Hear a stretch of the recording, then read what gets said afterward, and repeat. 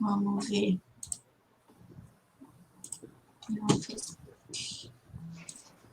Vamos ver, tá ao vivo, então.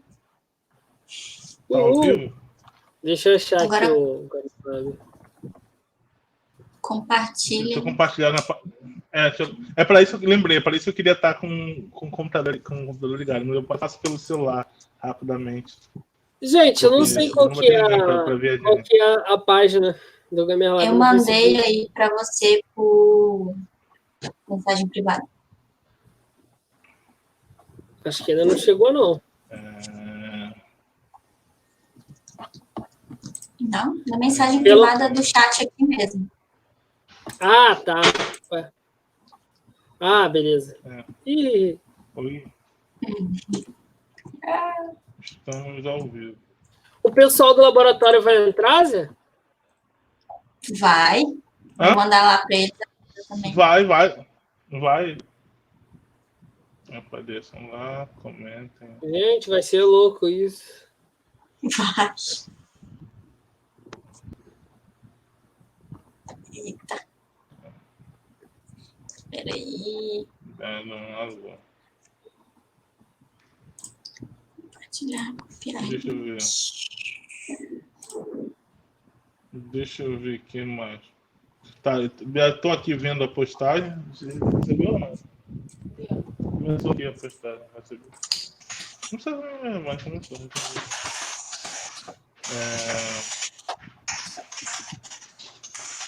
Deixa eu ver aqui mais. Pedro Ramos curtiu a página finalmente.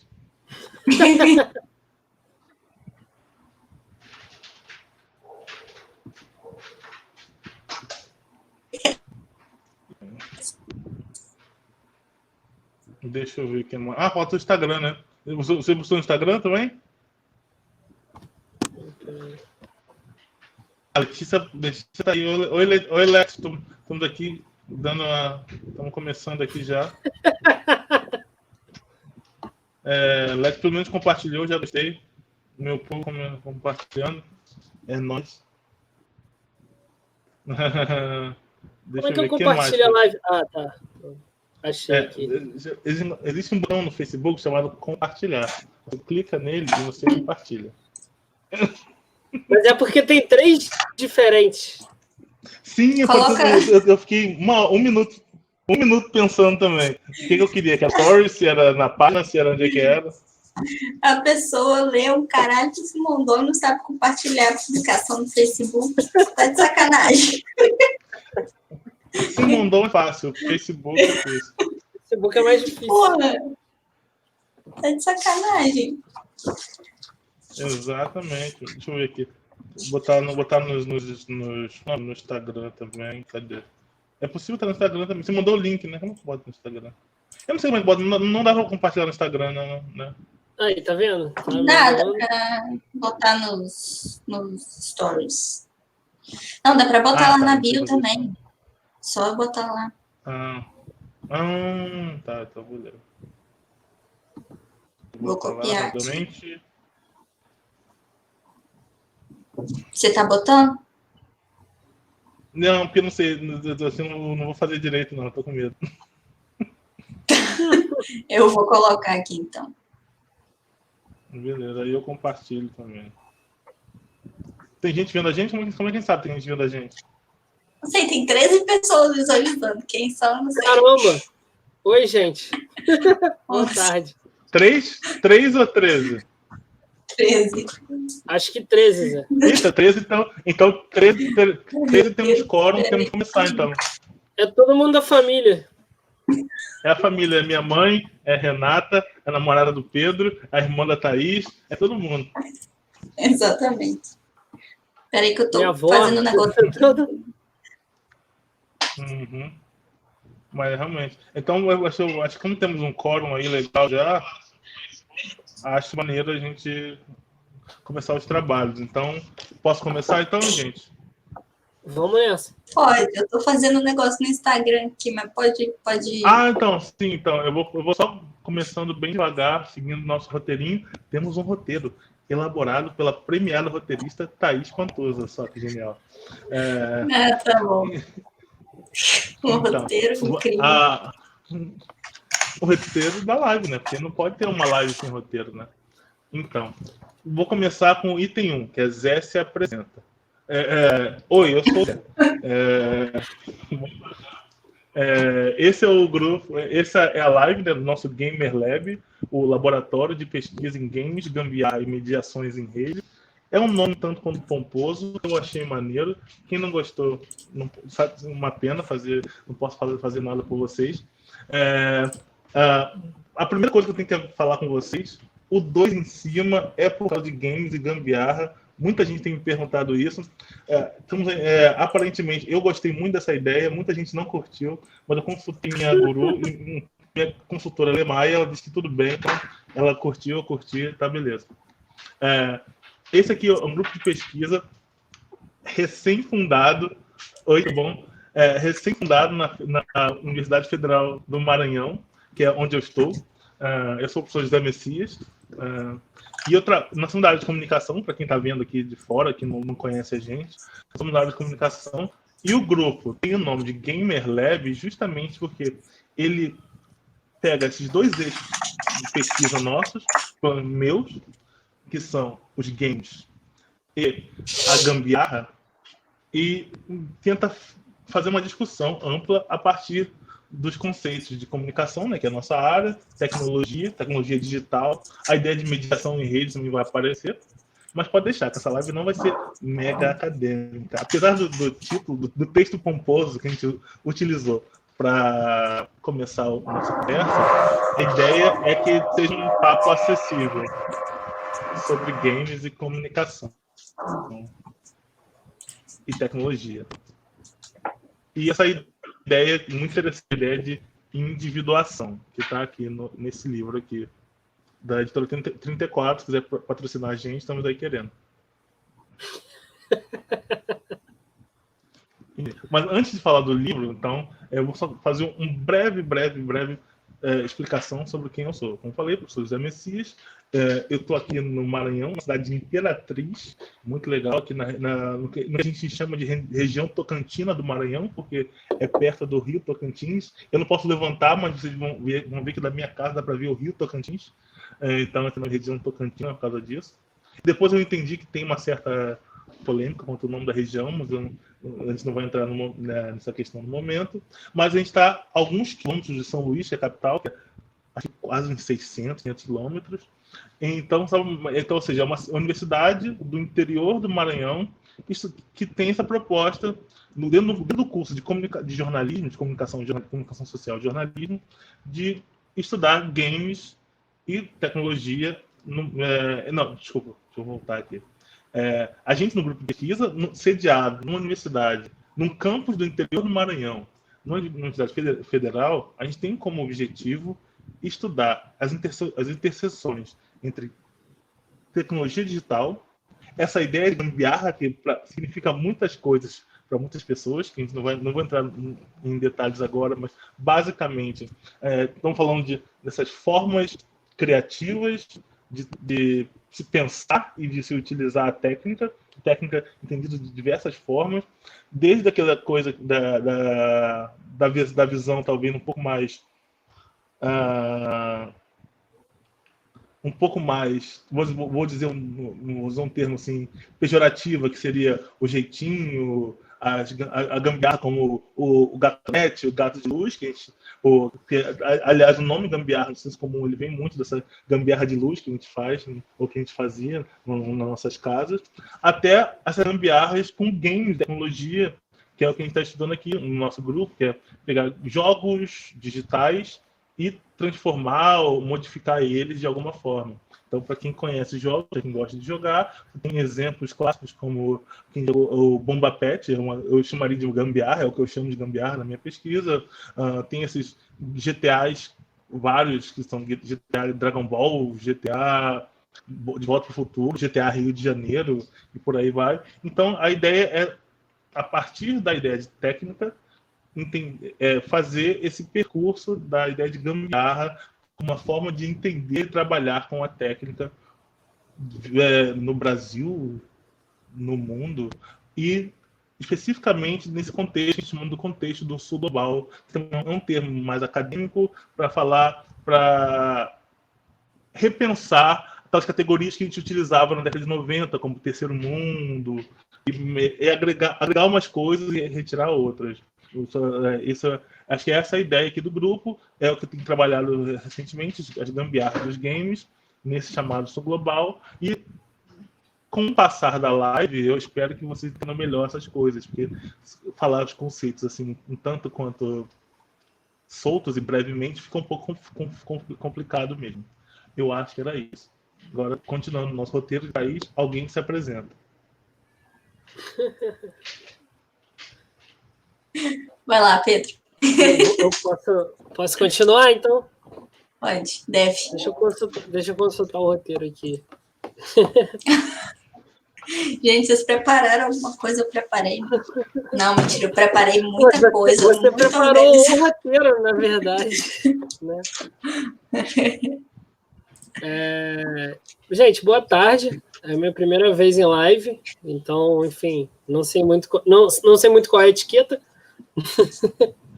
mas eu sou o Pedro, eu sou mestrando do programa de pós-graduação em comunicação da UF, né? Sou orientando do Zé Messias, que é atualmente professor da Universidade Federal do Maranhão, né?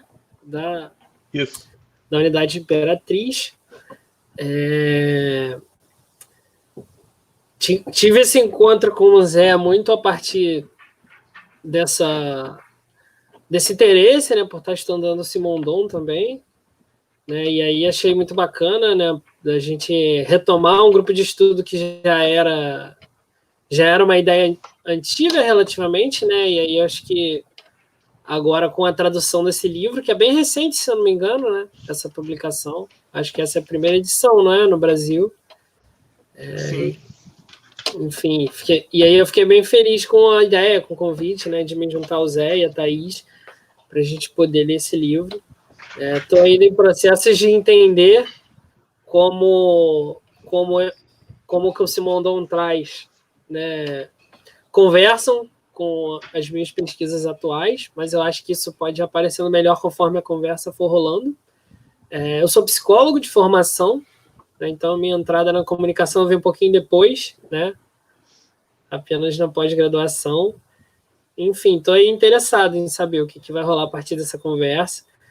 A noção de gambiarra me interessa bastante também, acho que eu tenho uma entrada nela, né, nessas discussões que o Zé traz, muito a partir da via, né, da pegada da decolonialidade, né, de um sul global que se pensa enquanto emancipado ou em vias de emancipação, né.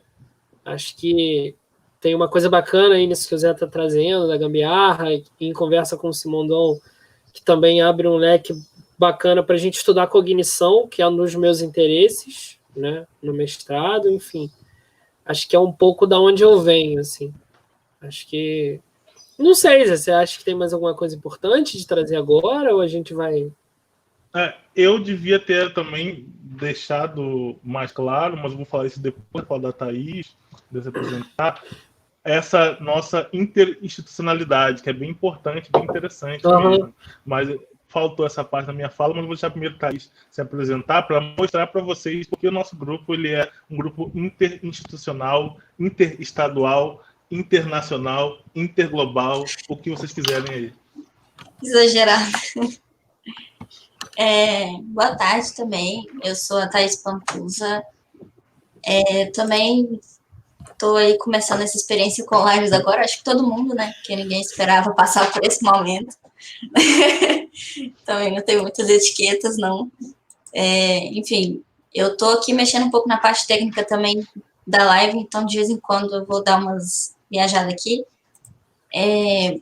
Mas, enfim, eu sou formada em cinema pela Federal Fluminense, né, em Niterói. E agora eu faço mestrado em Tecnologia de Comunicação e Cultura lá na UERJ e sou orientanda da professora Fátima Regis, institucionalmente. E o Zé Messias é meu co-orientador, que ele foi meu orientador na época da monografia na UF. E enfim, daí a gente tem uma parceria interessante, eu acho. Os temas, de alguma forma, se comunicam bastante. A gente tem bastante interesse em comum, assim, academicamente falando mesmo. E, enfim, ele agora é meu co-orientador, ele foi parar lá no Maranhão. Então, nos abandonou. Mas fico feliz, porque a galera de lá é bem legal também. A gente está aí fazendo uma ponte interessante. Bom, enfim, a minha pesquisa, não sei se eu sei muito resumir, porque, enfim, eu estou cada dia mais confusa com todas as coisas que eu vou lendo e pesquisando, e eu acho que é um processo natural também durante a pesquisa, mas, enfim, eu estou trabalhando com videogames e eu estou tentando pensar. Tem uma obra acontecendo aqui. Estou tentando pensar como que os estímulos da imagem, do som, eles interferem na subjetividade do jogador de alguma forma, e eu estou tentando buscar a partir do afeto, e pensando no conceito de cognição corporificada, né, que é um outro conceito que a gente deve abordar aqui também. Mas, enfim, eu estou estudando como esses estímulos podem ou não mobilizar a ansiedade no jogador. Então, resumindo, estou estudando videogames para pensar a coisa do afeto e da ansiedade e como se dá essa relação, assim. Os temas do Zé, até a gambiarra mesmo e tudo mais, eu acho que colabora muito na questão da invenção, né, que até a Castrup fala, né, que é a invenção de si do mundo. Então, acho que é também um pouco do que o Simondon fala, da coisa da individuação, que a gente vai chegar lá, mas, enfim, eu acho que é essa invenção, essa atualização constante do jogador enquanto joga e como que ele sente isso, né, e percebe de alguma forma, mesmo que não consciente. Enfim, é mais ou menos isso, a gente vai chegar lá ainda, mas acho que é por aí. Zé, pode falar. Então, uma questão que eu talvez devesse ter abordado no começo da minha fala, ao apresentar esse que é o espaço do Gamer Lab, né? E lembrando de, por favor, sigam a gente também nas redes sociais. Temos Facebook, Instagram, temos o canal do YouTube. Não sei se vai durar, não, mas temos tudo isso aí, temos Twitter também. E a ideia é que, a partir desses espaços, principalmente pensando a quarentena, a gente vai poder explorar um pouco essa nossa natureza institucional, como eu comentei com vocês. Porque o que faltou eu explicar do Gamer Lab, ele é radicado, a base dele é aqui na UFMA, no estado do Maranhão, na cidade de Imperatriz. Mas da onde que surgiu esse fato de eu, um jovem professor, belo e muito bonito, ter orientandos de mestrado, né, da graduação, no Rio de Janeiro, né? Eu sou do Rio de Janeiro, eu tinha que ter começado dizendo isso, né? A minha trajetória acadêmica começou no Rio, na UERJ, na Estadual do Rio de Janeiro, ou melhor, Universidade do Estado do Rio de Janeiro, para quem não sabe, não chama a UERJ de Universidade Estadual. Um panda morre toda vez que alguém na imprensa chama a UERJ de Universidade Estadual do Rio de Janeiro, Universidade do Estado do Rio de Janeiro. Eu fiz graduação e mestrado lá. Entrei na graduação pelas cotas raciais, acho bem importante deixar isso demarcado. Depois fiz doutorado na UFRJ, na área de comunicação também. E nos últimos 3 anos, de 2016 até o ano passado, eu era pós-doc na UF, na Federal Fluminense. Aí que eu conheci Pedro, conheci também Mabia, Maria Beatriz Barros, que é minha outra orientanda da UF, que também está ajudando a gente também nos bastidores com a coisa do grupo.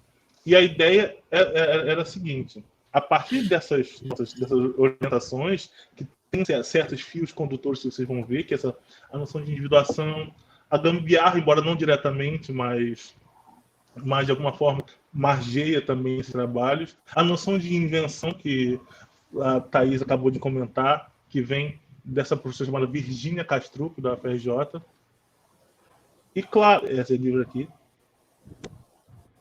Preparadíssimo. E, claro, a minha origem da UERJ no grupo Cibercog, da professora Fátima Regis, que Thaís comentou, que é a orientadora oficial dela.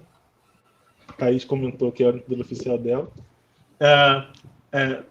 que estuda cognição, cibercog, vem de comunicação lúdico e comunicação lúdica e cognição, é o cibercog da UERJ, da professora Fátima Regis. Ou seja, a gente tem uma série de interesses comuns ali para estudar para estudar justamente a forma como, em primeiro lugar, a questão do conhecimento, né?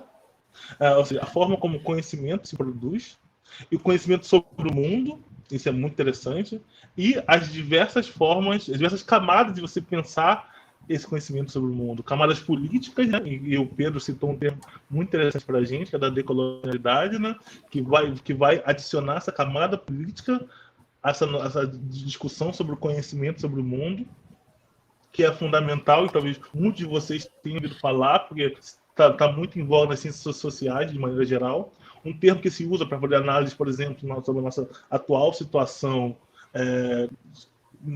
que decorre a violência urbana, especificamente a condição do negro na sociedade, não só brasileira, mas, obviamente,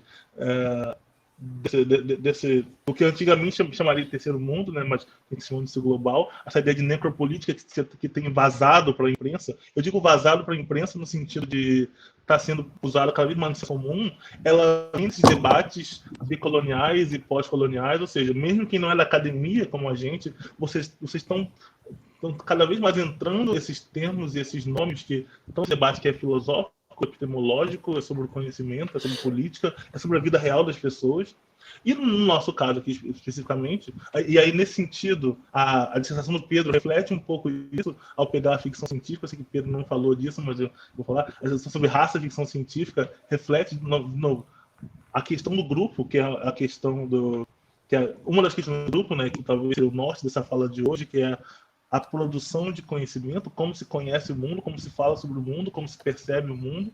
E Thaís faz isso de alguma forma com os games, com o game do afeto, e tendo como objeto a ansiedade, que também é uma questão muito presente no nosso tempo atual.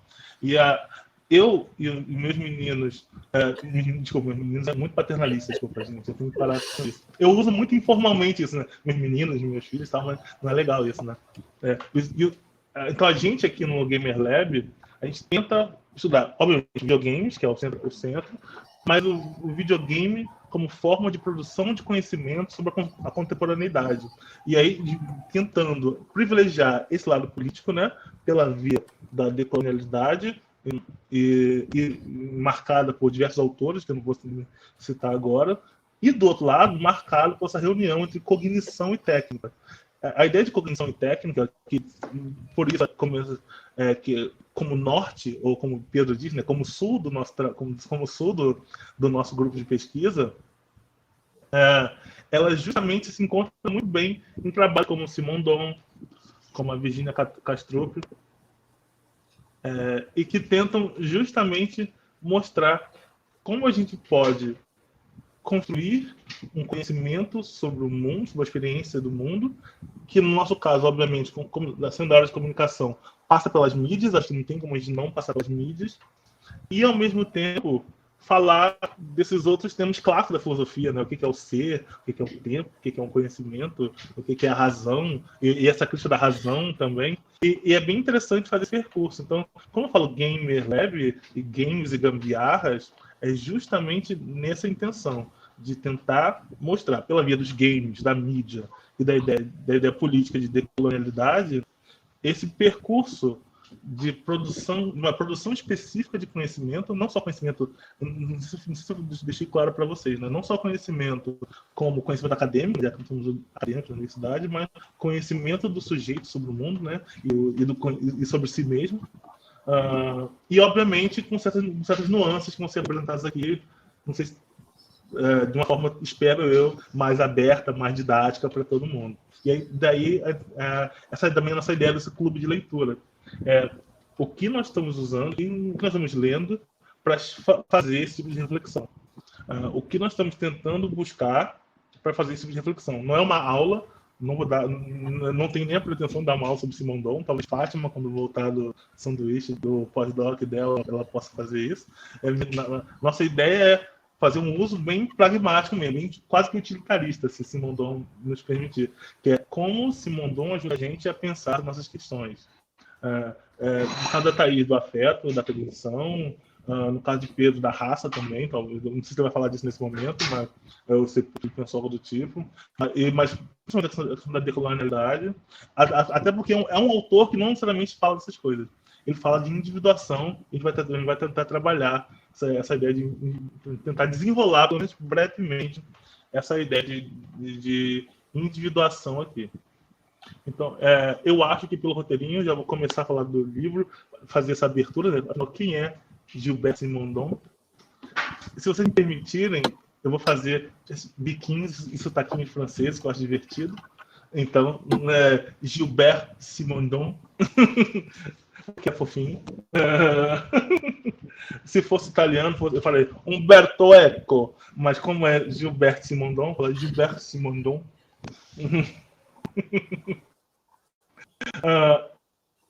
E aqui, primeira coisa, esse, como o Pedro falou, essa que a gente saiba, acho que é a primeira edição de um livro desse autor no Brasil.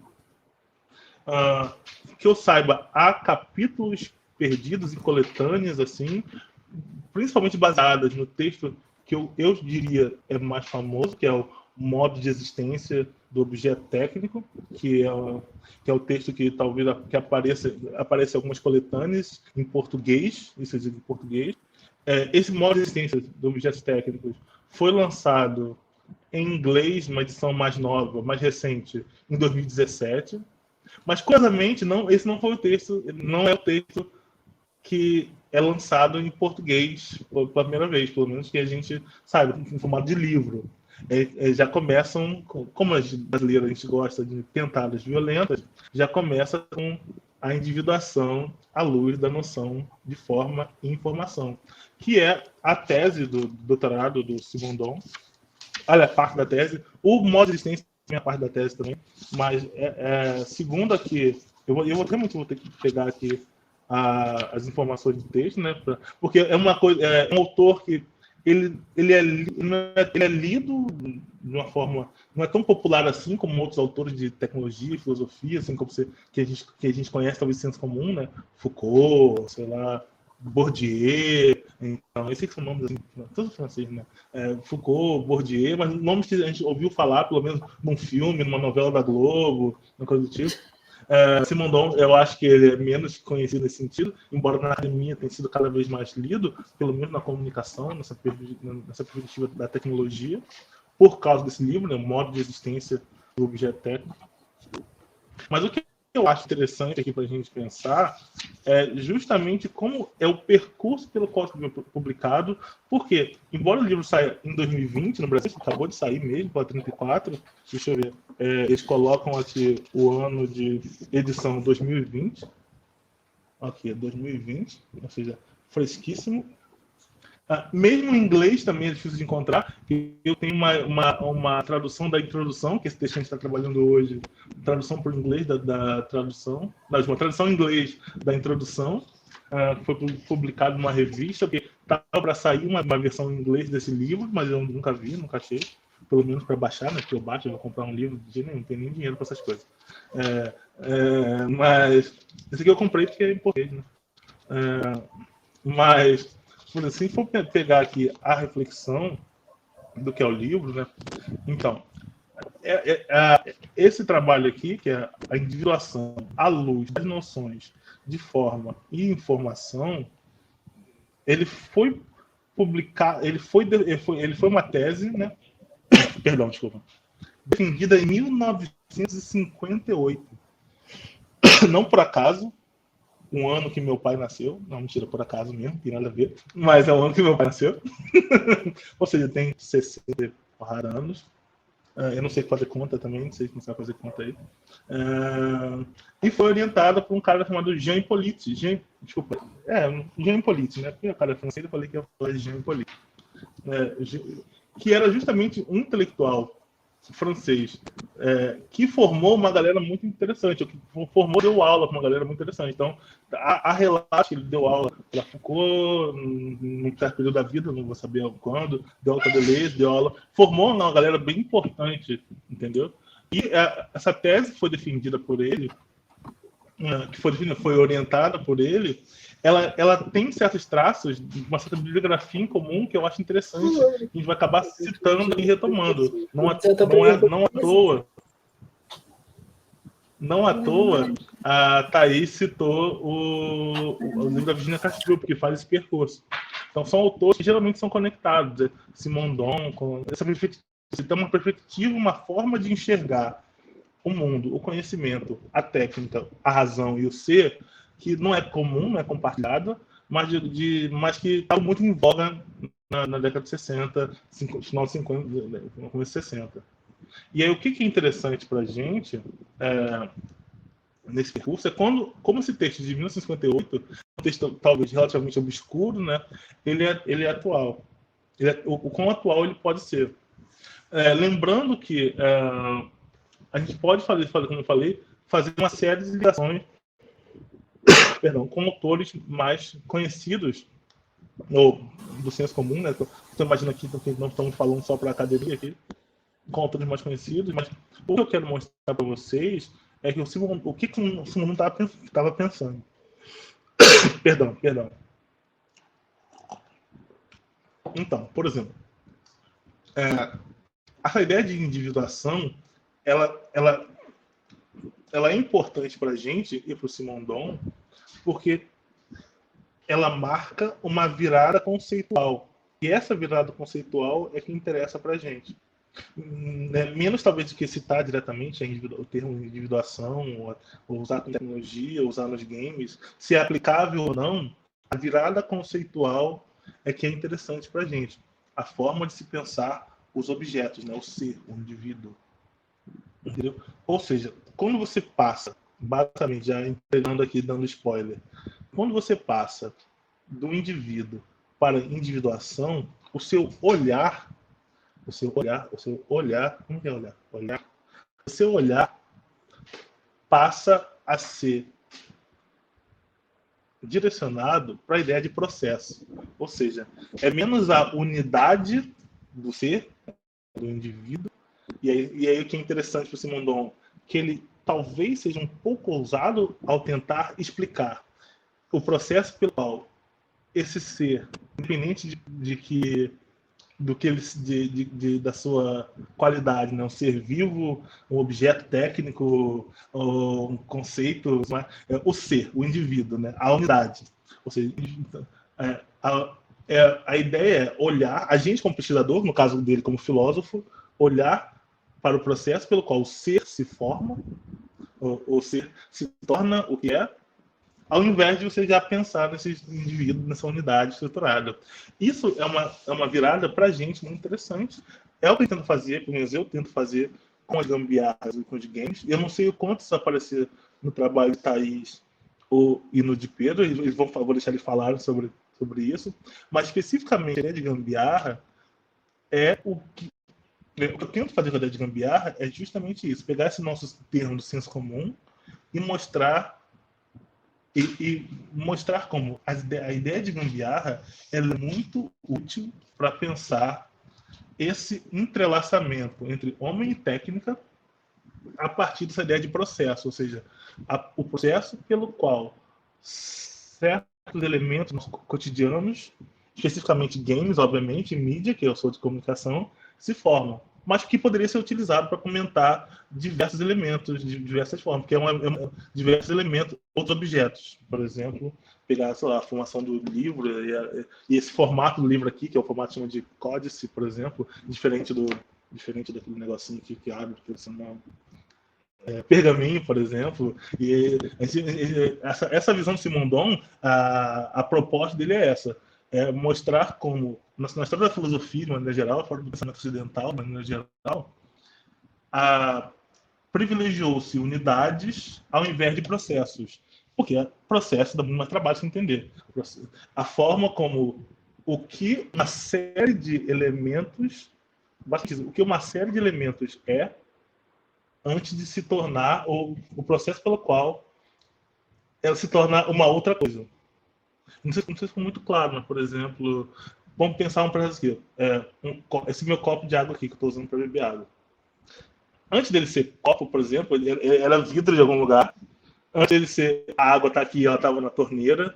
E meio que, pra gente, é fácil contar esse processo, porque só tem 2 elementos. Copo, que é feito de vidro que é feito de areia, e água que... Como faz água? Não sei. A água que vem lá do manancial, que vem, não sei da onde, no Maranhão. Então, mas isso é relativamente fácil de eu contar esse processo. Mas se fosse contar o processo da formação, por exemplo, dos seres vivos, a gente teria que ter uma teoria adequada para isso. Na biologia é a evolução, né? E a evolução, como vocês podem perceber, é bem complexa. Você tem vários elementos. Você vai desde o Darwin, que propôs essa primeira ideia, até essas coisas mais contemporâneas. Essas iterações contemporâneas, como, por exemplo, você tem a ideia de que a gente no senso comum, eu estou sempre tentando dialogar com o que é o senso comum, não o que é o acadêmico, nesse caso da live aqui nossa, né? A gente no senso comum, por exemplo, fala que a evolução para Darwin é a sobrevivência do mais forte. E aí depois, só que ele não falou mais forte, ele falou fittest, desculpa, é mais adaptado. Ou seja, mais adaptado não quer dizer mais forte. Ou seja, o mais adaptável, já nessa mudança de terminologia, já mostra como o processo é importante para a constituição de certos seres, no caso, os biológicos, os vivos. É nós aqui. Mas isso também poderia valer para várias coisas, para a forma como animais se reproduzem, ou como plantas se reproduzem. Então, por exemplo, uma coisa que é... E que, como coisas que a gente tem hoje como dadas, porque a gente aprende na escola, não eram óbvias, assim, por exemplo, há 100 anos atrás, por exemplo. Saber para certas plantas se reproduzirem, era preciso que certos insetos transportassem o pólen de uma planta para outra, por exemplo. Isso, ou seja, olha só que processo complexo, né, que depende de indivíduos de diferentes instâncias. Por exemplo, então você tem um inseto, que é do reino animal, né? Eu acho, né? Não sei. E tem a planta, e você precisa desse casamento entre a planta e inseto para rolar a reprodução da planta. E se não tiver um insetinho, a planta morre, por exemplo. Que doido, né? Entendeu? Isso, e aí tem toda uma explicação evolutiva disso e tudo mais. Enfim, basicamente, eu quero dizer que o Simondon tenta dar uma roupagem para esses vários processos que passam a ser explicados melhor na década de 60, né, passam a ser melhor entendidos na biologia. Eu falei, a evolução do Darwin vai sendo mais refinada com o passar com genoma, DNA, aquela coisa toda. Na física, nós tem Einstein, claro, né, tentando explicar a relatividade, ainda que negando a física quântica, mas também a física quântica quase que surge na mesma época também, um pouco depois. E o Simondon, ele é leitor ávido de física, então, e é muito curioso, ele tenta juntar na filosofia essas disciplinas que aparentemente não teriam a ver, né? Então ele junta humanas com exatas, com biológicas, e tenta meio que explicar o mundo a partir desse arcabouço teórico que ele tem, essa bagagem que ele tem. Obviamente não é a mesma bagagem que eu tenho, mas que eu espero ter. E aí, por isso que eu tenho os orientandos aqui, para a gente poder... Como eu não vou saber eu sozinho de física, de biologia, de psicologia, etc. e tal, como o Simondon fez, né? Parece que ele tinha 7 graduações, uma coisa muito doida, assim. Muito tempo, né? 7 graduações, 7 filhos, uma coisa muito doida. Aliás, eu vou ler essa parte só para confirmar, tá? Está aqui no livro, na nota sobre... Opa, é isso. Deixa eu pegar aqui. É isso mesmo. Ele lecionava latim, grego, física, literatura. Tinha uma ateliê de tecnologia, além de ser formado, obviamente, em filosofia, né? Ele gostava de psicologia também, ele tinha formação em psicologia. Ele tinha um certificado, não sei como é que é isso na educação francesa, você tem que entender como é que funciona esse certificado, né? Em mineralogia, ou seja, é só para poder falar o tipo de... o background do Simondon para poder propor essa ideia de individuação na filosofia. Ou seja, ele realmente reuniu de conhecimentos de diversas áreas, de diversas disciplinas, né, constituídas, né? Falei, geologia, geografia, física, biologia, tudo mais, estudou, e eu não sei, em um certo nível de profundidade, cada uma delas, a psicologia principalmente. E aí, a partir disso, ele, na tese dele, que é depois no trabalho mais maduro, por assim dizer, ele propõe a ideia de individuação. Quer dizer, eu acho que eu entendi como é que as coisas são. Que é basicamente esse estalo que a gente tenta trazer aqui também. Não só eu, com a ideia de gambiarra, meio que foi isso que eu tentei dizer. Eu acho que eu entendi como a questão da técnica se forma a partir desse olhar político. Aí eu botei a gambiarra. O Simon Dom foi muito mais ousado que eu. Ele pensou, eu acho que eu entendi como o ser se estrutura, o processo pelo qual os seres, os indivíduos se estruturam. Eu achei bem interessante. Nossa ideia aqui é refletir essa ideia desses processos nos nossos objetos de estudo. E acho que eu vou passar a bola para Thaís e para Pedro para fazerem reflexões sobre isso também, porque eu acho que eu falei bastante nesse momento. Eu não sei se quem quer pegar agora a bola. Pode ser você, Thaís. Ai, meu Deus. Tá. Tá claro o que eu falei? Tá, que eu li, mas eu acho que eu acho que discutir esse Simondon é tipo muito, muito, muito além do meu grau de maturidade, porque, enfim, eu acho que realmente é uma coisa muito complexa, com muitos saberes envolvidos. Eu acho que a tradução conseguiu contemplar bem as coisas, pelo menos, assim, os termos e tal. Na nota de tradução eles falam de algumas coisas, né, da tradução, da dificuldade em relação à língua, mas enfim, acho que eu vou tentar falar pouco, mas talvez eu me embole, mas se alguém ficar com dúvida pode mandar pergunta e, sei lá, a gente vai conversando mesmo. Eu estou um pouco nervosa também, porque sou muito ansiosa, inclusive por isso é o meu tema de pesquisa, né? Ansiedade. Mas então, essa coisa da individuação,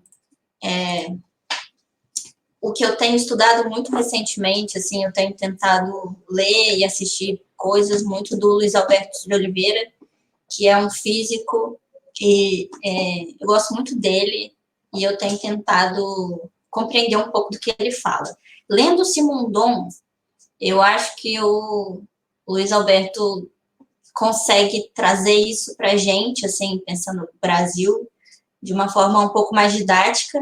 Eu vou ver até se o Zé achar ok, eu vou deixar o link aqui depois de uma palestra dele, porque eu acho que foi muito, sei lá, acho que foi essencial para conseguir compreender o que o Simondon está falando aqui, apesar de eu ainda achar que falta muito para compreender. Mas esse processo de individuação para ele, na verdade, ele está falando, eu acho que quando ele fala da questão da individuação, à luz das noções de forma e informação, ele está trazendo aqui uma proposta que vai além da forma e da informação.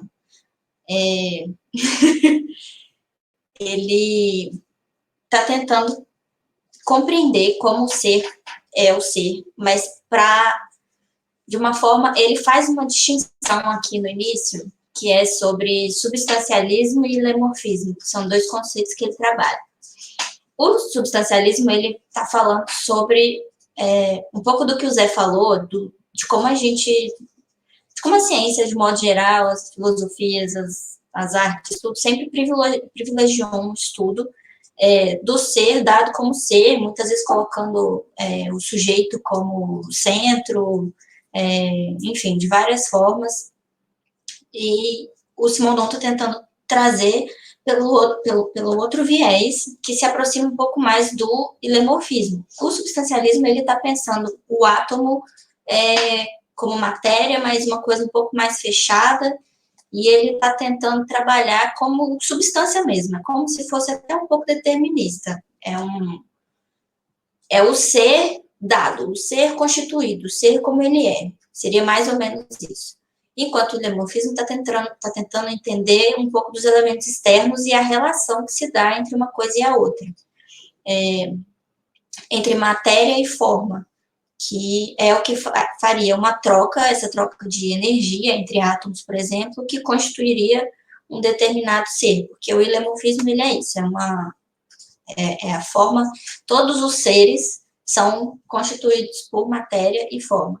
Então, é mais ou menos por aí.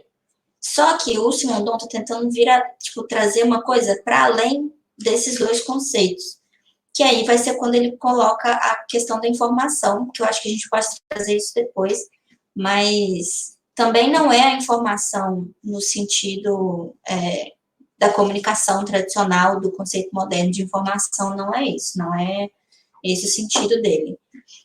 Mas, enfim, a questão é que quando ele está falando da individuação, eu acho que ele está pensando no contexto, talvez. Seria uma forma, não é o contexto, mas a condição para o indivíduo existir daquela determinada maneira, o modo de existência dele, a condição, talvez, que ele está trazendo para isso. E quando eu trago isso para os games, para a questão do afeto, da ansiedade, eu acho relevante porque, por exemplo, eu estava estudando um pouco daquele jogo, que é o Dreams, que é um jogo que tem a mecânica dele aberta e o jogador ele tem a possibilidade de construir universos ao mesmo tempo que ele pode jogar no universo que outra pessoa cria. Não só o jogo pronto que outra pessoa fez, mas também em tempo real, enquanto a pessoa está construindo aquele jogo. E eu achei isso muito interessante, porque eu acho que é muito semelhante à nossa forma de organização social, de vida em sociedade. Assim. A forma que a gente está em relação ao outro, em relação à construção de vida do outro, em relação à invenção de mundo de cada um. E como a gente está o tempo inteiro em contato, em relação, em troca de energia, e no jogo isso também está acontecendo de algum modo. Enfim, depois também eu posso entrar mais em outros conceitos, né, a coisa do afeto e tudo mais, mas eu acho que a questão da individuação está se dando um pouco nesse sentido de entender como que, por exemplo, qual é a condição daquele jogo existir daquela forma. Não é só a técnica, não é só o jogador, não é só a narrativa, não é só, enfim, a mecânica, não é a construção dos personagens, é um monte de coisa ao mesmo tempo e esse mundo em relação, em contato um com o outro o tempo inteiro e isso se atualiza. Isso é como se fosse o que o Simondon fala, por exemplo, que ele faz também uma distinção em relação à biologia, enfim, a outras questões, e tem a individuação física, a individuação psíquica, coletiva, enfim. Então, ele vai fazer essa distinção entendendo que o indivíduo, o ser humano, ele tem uma forma de individuação, ele está em processo constante disso, ele não finda nele mesmo, é como se a gente fosse portador de potências, assim, a gente está em constante movimento, justamente porque a gente, o que o Luiz Alberto de Oliveira vai falar, por exemplo, da questão de ser um sistema complexo adaptativo, né? Porque a gente se reinventa e a cada troca que a gente tem, a gente deixa um pouco com a pessoa deixa um pouco com a gente, isso é meio clichê, mas é mais ou menos nesse sentido, só que de uma forma um pouco mais abstrata.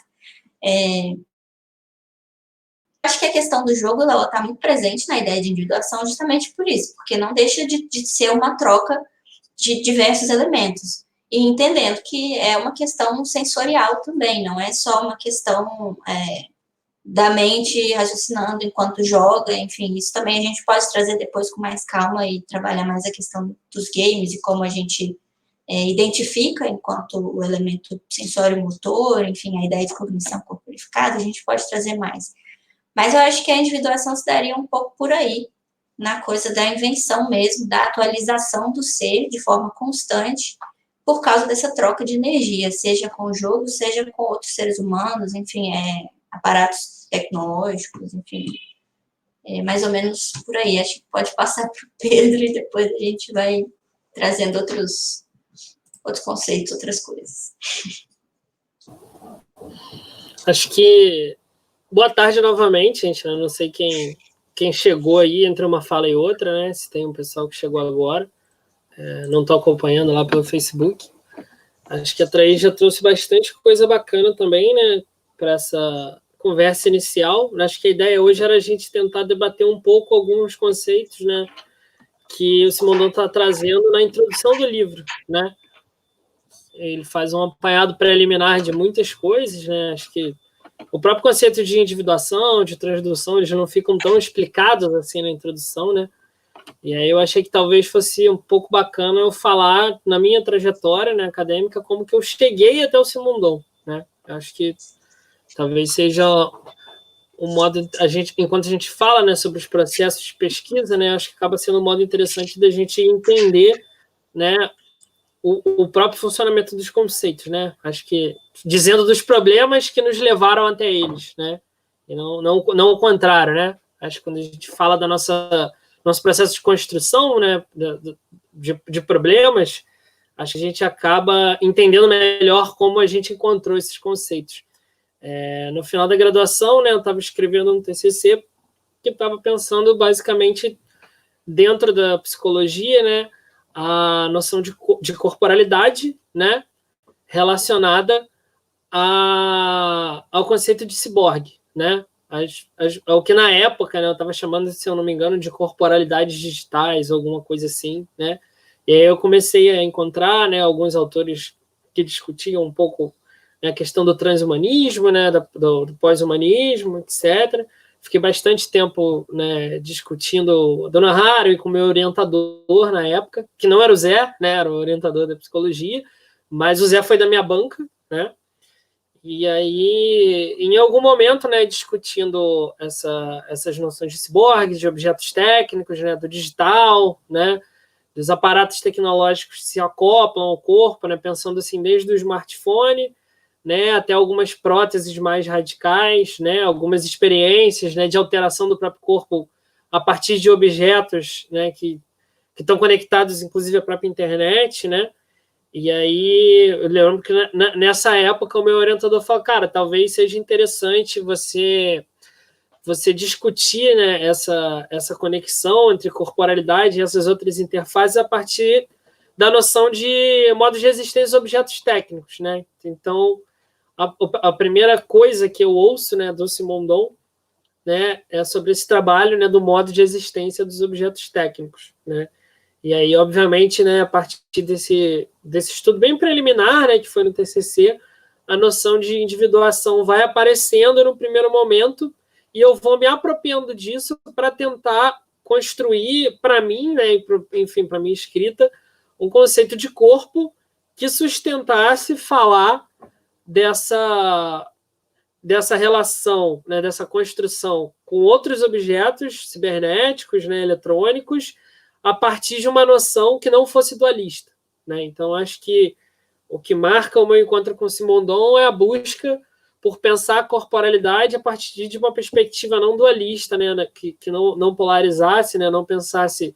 era bem recorrente, né? Quando eu ia pesquisar as coisas, assim, via trabalhos, os efeitos do dispositivo tal sobre o corpo, né? Os efeitos do telefone, do videogame, né? Pensando, enfim, próteses, né? Se pensar assim, uma prótese mecânica, né? De uma perna, o próprio essas interfaces, né? De realidade aumentada, né? De realidade virtual, né?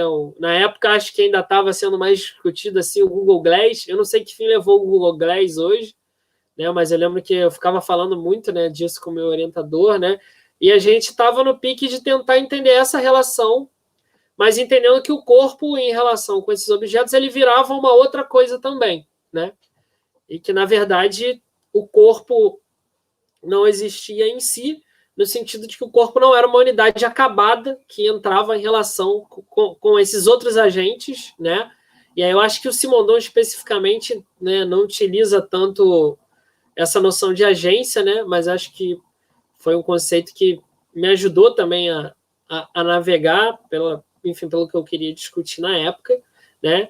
E aí foi importante porque a partir do Simondon foi possível entender, por exemplo, como é possível falar de um sujeito que é encarnado, né? De um sujeito que é a própria corporalidade, em algum sentido, e que não se separa desse corpo, né? Então a gente entende corpo, entende subjetividade, entende que corpo e subjetividade não são a mesma coisa, mas fazem parte, né, de um mesmo processo, de uma mesma dimensão, no sentido de que são indissociáveis, né? Então, quando a gente pensa em registros mais dualistas, né, mesmo quando a gente está pensando, por exemplo, dentro das neurociências, né, fica um pouco difícil, né, encontrar uma abordagem que dê a possibilidade, por exemplo, de a gente pensar a cognição, né, ou a própria cognição corporificada, né, que eu acho que é um conceito que aparece também no trabalho da Thaís, no trabalho do Zé, né, sem separar essas coisas, mas também sem diluir totalmente, né. E aí acho que quando o Simondon fala, né, da ontogênese do psiquismo, né, da subjetividade, ele vai traçando algumas contribuições para a gente entender como, por exemplo, quando você coloca a mão no celular, né, o psiquismo se torna uma outra coisa, o corpo se torna uma outra coisa, né, que não deixa de ser corpo, mas também não se reduz a um par, né? Você não consegue entender essa relação explicando o funcionamento dos dois elementos em separado, né? Enfim, acho que isso, de algum modo, reconstitui o próprio estatuto, né, ontológico dos termos da relação, né?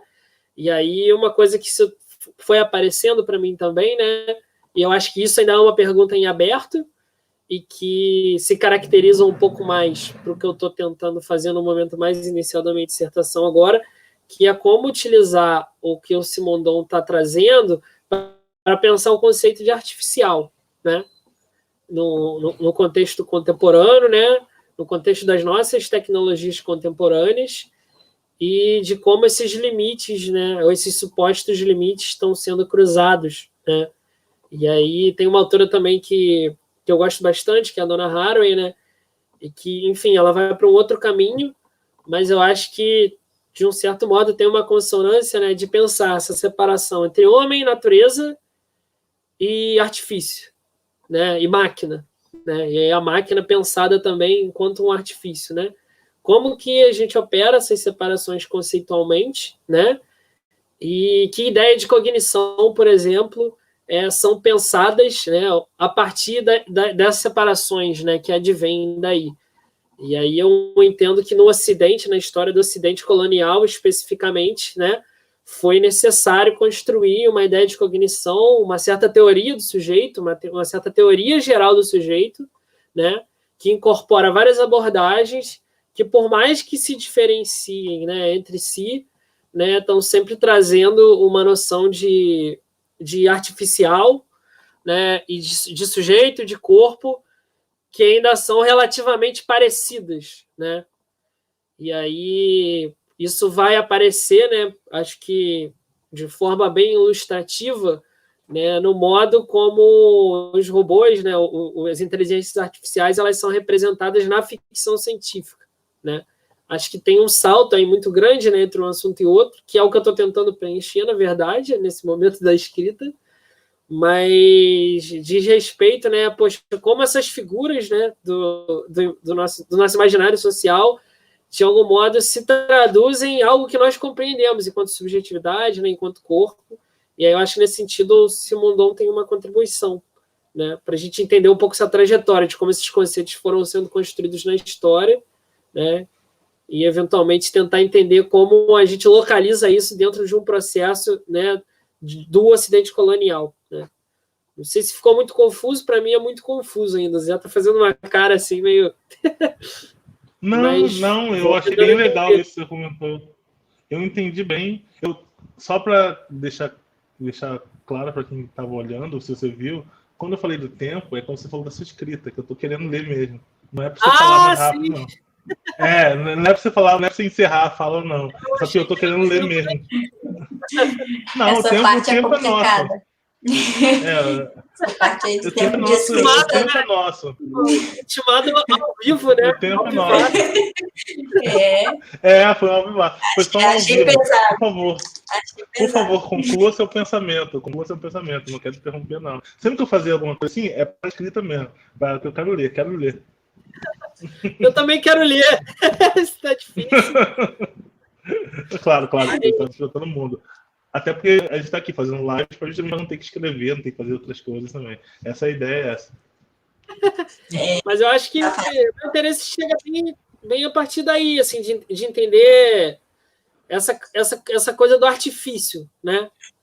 O que essa noção de artifício, né, fundada no conceito de individuação, pode trazer para a gente, por exemplo, pensar a partir de uma outra perspectiva, né, a técnica, que acho que foi uma discussão que o Zé já trouxe também, né? E aí eu meio que encontrei o Zé um pouco a partir desse lugar, né? E aí teve esse convite aí, né, para ele participar lá da defesa do meu TCC, e aí agora a gente está aí nesse trabalho de orientação. Enfim, vamos ver o que sai daí. Acho que conforme a gente for avançando na leitura do livro, né, também vai sendo mais possível, né, de incorporar essas coisas na minha escrita. Assim.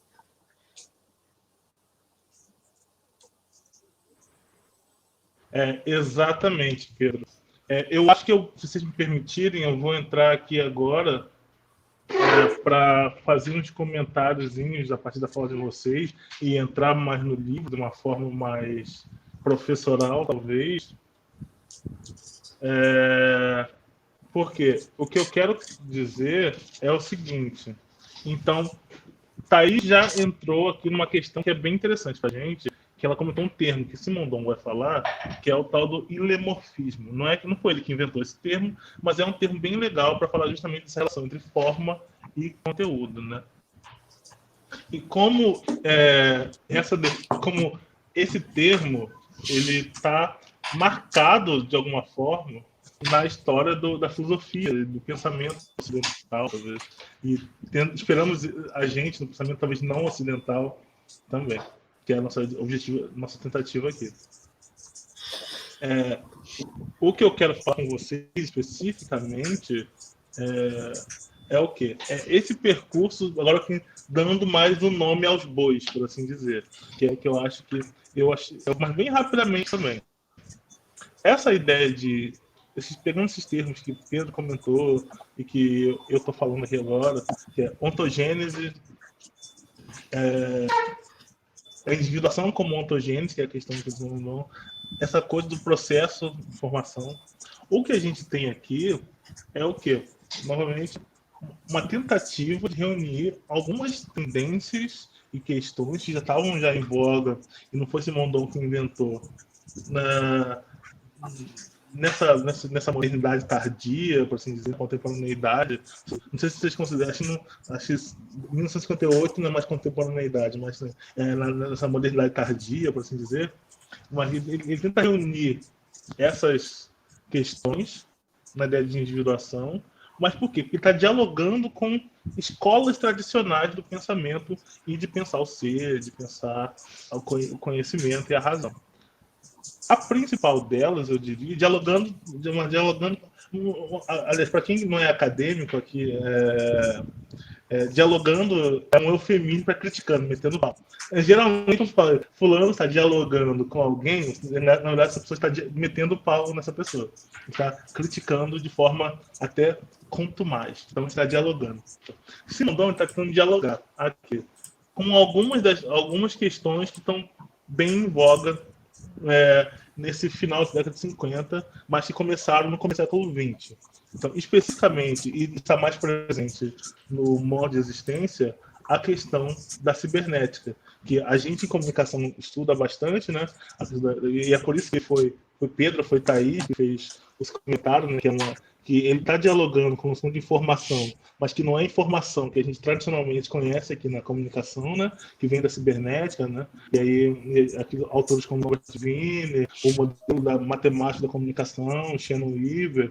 Então, ele está fazendo um diálogo com essa galera, mas para mostrar que, olha só, a minha visão é diferente. Eu estou tentando fazer um pensamento holístico sobre o conhecimento e sobre o indivíduo, sobre o ser, que não é necessariamente a pretensão da galera da cibernética. E nesse sentido, chega até a ser um pouco injusta, né, a comparação, né? Mas em termos de filosofia, ele se sentiu obrigado a fazer esse contraponto entre o que ele está pensando e a cibernética, que era meio que famosa na década de 30, 40, e estava muito em voga ainda até a década de 50 lá para ele.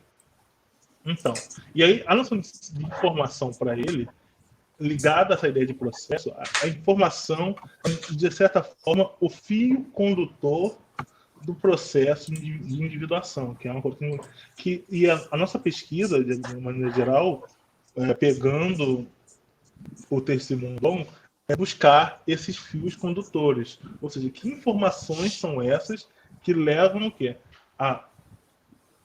Levam esse indivíduo a ser o que ele é. Esse indivíduo novo, entendo o indivíduo não como pessoa, tipo eu, Zé Messias, mas qualquer coisa, qualquer entidade, seja o celular, o copo, que eu estava mostrando aqui, que ele mudou já, agora é outro copo. O Zé Messias também, né? Obviamente. E é por isso que, ou seja, a informação para o Simondon ela é muito importante como um processo de comunicação, de novo, mas não talvez comunicação como a gente está entendendo no senso comum ou outras áreas, que é comunicação como a mídia, né? Como a comunicação entre um emissor e receptor. É a comunicação como processo de troca de informação entre entidades que vão levar a outras entidades, outros seres, outros objetos. Então, como eu falei para vocês, pegando esse exemplo que eu falei, que é um exemplo bobinho, mas que é de biologia, né? Esses insetos que polinizam as flores e fazem que elas se reproduzem, ali é uma troca de informação que, nesse processo, explica o que a gente entende de reprodução. A reprodução dessas plantas, né? Que tem até um nome bonitinho, um nome de entomofilia. Não confundir com o ato de fazer sexo com animais e com insetos, mas sim com a forma como as plantas se utilizam desses insetos no seu processo de reprodução. Não é aquela entomofilia, é essa entomofilia que está falando. Mas o que é interessante, ou seja, isso é um processo, e nesse sentido, entender a entomofilia como um processo, entender essa troca de informação entre os insetinhos, qual seja, a vespa, a planta que seja, a orquídea. Eu gosto muito daquele da bosta. Tem aquela flor, tem um que é muito legal, para que vocês entenderem mesmo, que é aquela flor, a flor mais cheirosa que tem. Eu não vou lembrar o nome, se Thaís consegue achar o nome dessa flor aí, que ela se reproduz a partir da saliva secretada de besouros. E os besouros comem bosta. Então ela cheira a bosta. Então, só como interessante, você explicar esse processo de evolução dessa planta que teve que emitir o odor especificamente, eu não sou biólogo, esses odores específicos para atrair esse tipo de besouro, para ele lá secretar lá o negocinho lá dos pólen. Isso é bem interessante. E é isso que o Simondon entende como processo, e que para a gente, eu sei que é curioso falar, mas é um processo de comunicação. Essa emissão do odor, a emissão do odor, esse nome, se é odor, é feromônio, desculpa, gente, de novo, vão lá seguir lá o Twitter do Atila, do Insetland, para saber os nomes exatos. O que me interessa aqui é o conceito, né? Mais do que os nomes exatos da biologia. Mas, por exemplo, num game, vamos trazer aqui um game, né? Esse processo pelo qual a unidade física, né, as cargas elétricas passam pela unidade física, essa unidade física ela é programável no silício e depois você aumenta cargas de complexidade de interação a partir dos periféricos e você consegue anos depois a interfaces gráficas e você tem essa interação que para a gente o que você vê é o Windows ali aberto, né? Você vê o Windows ali aberto, mas tem um processo de comunicação de cargas elétricas entre pixels e imagens que estão se formando e obviamente entre os periféricos essa interação que é um processo de informação.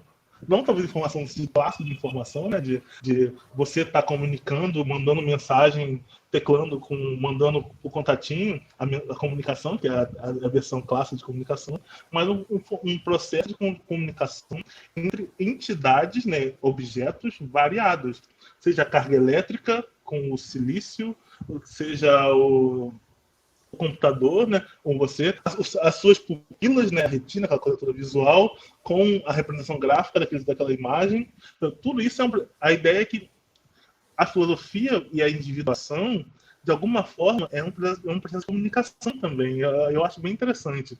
Assim, o conhecimento como um processo de comunicação. E essa é a nossa pegada aqui em cada um dos seus objetos.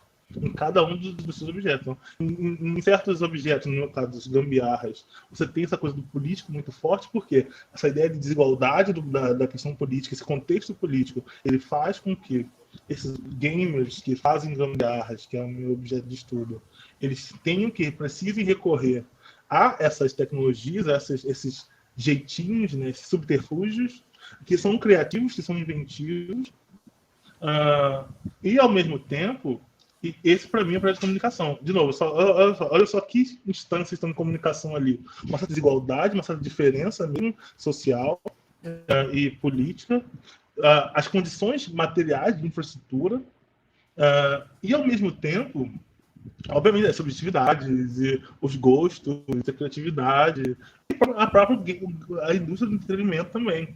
Então, ou seja, a partir dessa comunicação entre esses diversos atores, e aí por isso eu achei bem legal Pedro trazer essa ideia de agência, que realmente não está tão presente no Simondon nesse momento, mas que ele, de alguma forma, toca, ele vai falar dessas mediações que acontecem no processo de individuação, essas diversas agências que estão ali concorrendo para formar o indivíduo, e o que ele vai chamar esse estágio antes do indivíduo, né, que é o pré-individual, elas necessitam dessas agências, dessas mediações, dessa comunicação. E que geralmente ela tem um certo princípio, e esse princípio ele pode ser estudado. É meio que uma forma de você trazer essa complexidade do pensamento de volta para o ser. É por isso que essa passagem também desse termo da ontologia, né, que seria logia, logos, razão, né, onto-ser, né, o estudo da razão, para uma ontogênese, né, que é o entendimento da gênese dos seres, do processo de produção desses seres, desses indivíduos. De novo, seja eles humano, o sujeito, a psique, dependendo, aí cada um com o seu gosto, aí, o vai do freguês. E o que eu acho que é mais relevante para a gente pensar aqui também, continuando, é como isso, de alguma forma, estabelece críticas bem atuais, estabelecendo críticas atuais na época, como são atuais hoje, à escola específica da filosofia, que é o que eu acabei não comentando. Né? Então, Simondon, especificamente, vai falar da cibernética como um campo que está pensando já esses indivíduos essas instâncias já individuadas. Então, para ele, uma noção de informação que não é útil, porque a informação para ele só é útil se ela for se ajudar a gente a entender o processo pelo qual essa comunicação entre vocês ocorre. Ele vai fazer uma crítica aqui nessa introdução que a gente está lendo a Gestalt. A Gestalt é importante, e ele coloca a Gestalt nessa discussão do ilemorfismo. Desculpa, gente, não sei se vocês todos conhecem o que é Gestalt. Depois Thaís bota um link aí no Wikipedia, você vê o que é Gestalt. Mas o que ele vai dizer especificamente sobre Gestalt é que, de novo, é uma forma bem interessante, uma forma de pensar bem interessante sobre as formas, sobre o conteúdo, sobre os objetos. Tem uma certa respaldo na psicologia também, mas também tem muito no design, na comunicação, a gente estuda bastante. Não sei se é o suficiente, mas eu diria que bastante. E o que você mandou? Acho que talvez até o Pedro possa falar mais da parte da psicologia na Gestalt. Eu tenho um viés mais das artes, do cinema, enfim, da cultura mesmo. Mas acho que resumidamente é isso, assim, a forma de perceber as formas e, enfim, os elementos. Mas eu acho que vale uma googlada aí que tá de bolsa. Vale uma googlada. Então. Mas basicamente, essa coisa de perceber as formas, para o Simondon, de novo, não é Zé Messias falando, não é Thaís falando, não é Pedro falando, para o Simondon, essa discussão das formas não supre a necessidade dele de explicar esses processos. Ela é processual, ele vai dar esse crédito, ele vai dizer que a Gestalt pensa processualmente também. Eu vou pegar aqui essa frase do texto de Gestalt. Aqui. Ele vai dizer que a Gestalt, obviamente, ela vai pensar pessoalmente, só que o problema para ele, pessoalmente, o problema para ele é que, supostamente, de novo, dentro da teoria do Simondon, a Gestalt não vai pensar que esse processo final do ser, da forma, né, ela não é final. E isso é que é curioso também. Não que também seja uma coisa também infinitamente looping, que eu acho que a gente também tem que tomar cuidado com essas edições muito abertas, muito abstratas. Não é abstrato demais, não é também... A gente não quer... A noção de individuação de Simondon e pensar em processo tem a ver com relação, mas não tem a ver com relativismo. Isso é muito importante, talvez. A gente vai acabar falando disso mais para frente, mas não é um relativismo extremo, né, que tudo vale, tudo é processo, tudo é aberto, aquela coisa da pós-modernidade que estava muito em voga no momento. Não é isso que ele está dizendo, mas o que ele está dizendo na crítica dele a Gestalt, especificamente, só para mostrar essas duas críticas dele, uma a cibernética e a outra especificamente a Gestalt, essa relação, há uma relação entre Gestalt e cibernética, entre os diversos autores vão fazer, é que eu vou até ler aqui, que acho que é mais fácil para vocês entenderem. Essa noção que para ele é importante é que chega uma hora que esse estado pré-individual ele chega num equilíbrio meta-estável, ou seja, não é estável, não é a finitude do objeto, um equilíbrio meio que meta-estável, que é a forma como a gente interage, como a gente percebe, mas mesmo essa forma como a gente percebe alguma coisa, ela não é finita, ela depende de diversos fatores. Então, por exemplo, uma coisa óbvia que eu achei que talvez a galera de arte estude melhor que eu, é isso. O vermelho que eu vejo não é o vermelho que a Thaís vê, que não é o vermelho que o Pedro vê, por exemplo, porque tem várias questões aí, de novo, biológicas, neurológicas aí, e que, ou seja, mas ela é meta-estável nesse sentido Simondon, e é por isso que a individuação é interessante. Por quê? Porque, de alguma forma, está todo mundo vendo vermelho, entendendo um grupo de qualidades que vão levar a gente ao vermelho, a algo que a gente chama de vermelho. Mas que não é de forma alguma o mesmo vermelho que eu vejo, o mesmo vermelho que Thaís vê e o mesmo vermelho que... Então essa forma não é igual, ela é meio que meta-estável, a gente meio que chega a um certo equilíbrio meta-estável. E isso é bem curioso para a gente pensar, essa é a que ele faz a Gestalt. Depois eu vou liberar para vocês falarem só para mostrar esses campos de pensamento que está dialogando de alguma forma. Tem um diálogo maior aí com a fenomenologia também, mas depois eu falo então, deixar a Thaís, acho que complementar. Não, eu só ia falar porque eu acho que no livro ele fala isso também da coisa do equilíbrio. Eu acho que tem a ver com o que o Pedro estava falando, né? Ele está querendo falar, na verdade, contra esses dualismos, né? Que essa meta-estabilidade é porque, na verdade, é uma proposta de romper com o que antigamente as pessoas pensavam nos dualismos de... Enfim, era sempre uma coisa ou outra. Então, você tem o estável ou o caos, o não estável. E, na verdade, quando ele fala da meta-estabilidade, é porque, apesar de um certo caos, existe uma organização que se constitui de algum modo. E eu acho que... Enfim, o que você está rindo, Zé? Enfim, essa meta-estabilidade é porque é um equilíbrio, mas a partir de outros elementos acontecendo simultaneamente, não necessariamente de forma dualista. Eu acho que um pouco do que o Pedro estava falando da pesquisa dele, de coisas do dualismo e tal, porque, na verdade, a individuação que ele fala em relação ao indivíduo é que o indivíduo é uma fase, né? Tipo, ele é um estado, ele não é finito, né? Ele não é dado. Enfim, pode continuar, eu só queria complementar mesmo. Não, eu acho ótima colocação, até porque, de novo, não tenho o background que vocês têm em estudar Gestalt, na arte, na psicologia, não é meu background, mas o que eu acho que é importante mesmo, depois eu vou deixar Pedro também, se quiser complementar, é só mostrar esse percurso do Simondon e essas diversas correntes que ele está tentando, de alguma forma, conversar, dialogar com a academia metropolitana. E aí, especificamente, Thaís acabou comentando a parte do que ela falou antes, que ou era uma substância, uma coisa substancialista, ou era um binarismo. E a ideia é tentar evitar as duas coisas. Eu sei que é estranho também. Porque a grande crítica, assim,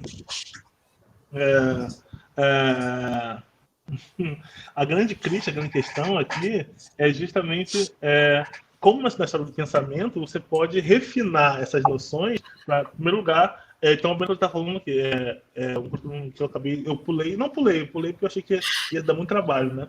Essa coisa do substancialismo vem desde Aristóteles, lá, a indivíduo, que o que é uma coisa não é uma coisa, que não é uma coisa não é outra coisa, que o A que é diferente de B, diferente de C, não sei se eu me fiz claro, mas procurem Aristóteles aí.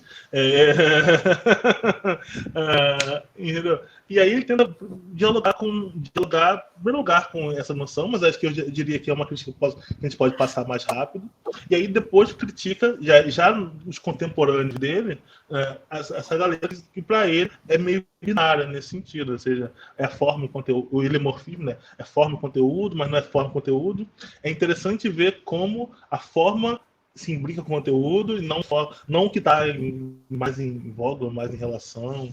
Enfim, essa é a grande questão do Simondon, para mim, né, nesse texto. E aí tem um diálogo da fenomenologia também, que vai ser importante, como eu falei para vocês, ele foi orientado pelo tal do Jean Hippolyte, e o Jean Hippolyte era um grande estudioso de Hegel, aparentemente. E aí a parte engraçada é que Jean Hippolyte estudou Hegel. Supostamente ele ensinou Hegel para Deleuze, e Deleuze é o cara que a galera da filosofia, que é filósofo hard, diz que não sabe ler Hegel. Então, eu não sei o que vocês vão pensar sobre isso. Tem um livro muito legal, que é o do Michael Hard, que é o Deleuze, um aprendizado de filosofia, que ele diz que ele vai dizer que não é que Deleuze não sabe ler Hegel, é que ele detesta Hegel, é diferente. Detestar é não saber ler. Mas, enfim, basicamente, só para mostrar aqui, porque Deleuze é um cara que é famoso por ele é famoso por ter lido Simondon e ter popularizado Simondon durante um certo tempo. E porque essa noção de processo é importante também para essa galera do Deleuze, da filosofia francesa, de alguma forma. E que, obviamente, tem um diálogo com a fenomenologia, no sentido de estamos falando com o ser, e a forma como o ser é percebido, o que você acaba, o que para ele é também problemático, é se você resumir a sua noção ou ideia da realidade à percepção da realidade. Ou seja, porque eu não vou tentar resumir a história da filosofia toda, porque eu não sou um filósofo, mas basicamente isso. Ou você tem que o mundo existe e a gente percebe ele, ou você tem que o mundo não existe e só existe a percepção do mundo. Isso é um resumo muito grosseiro de 2000 anos de história.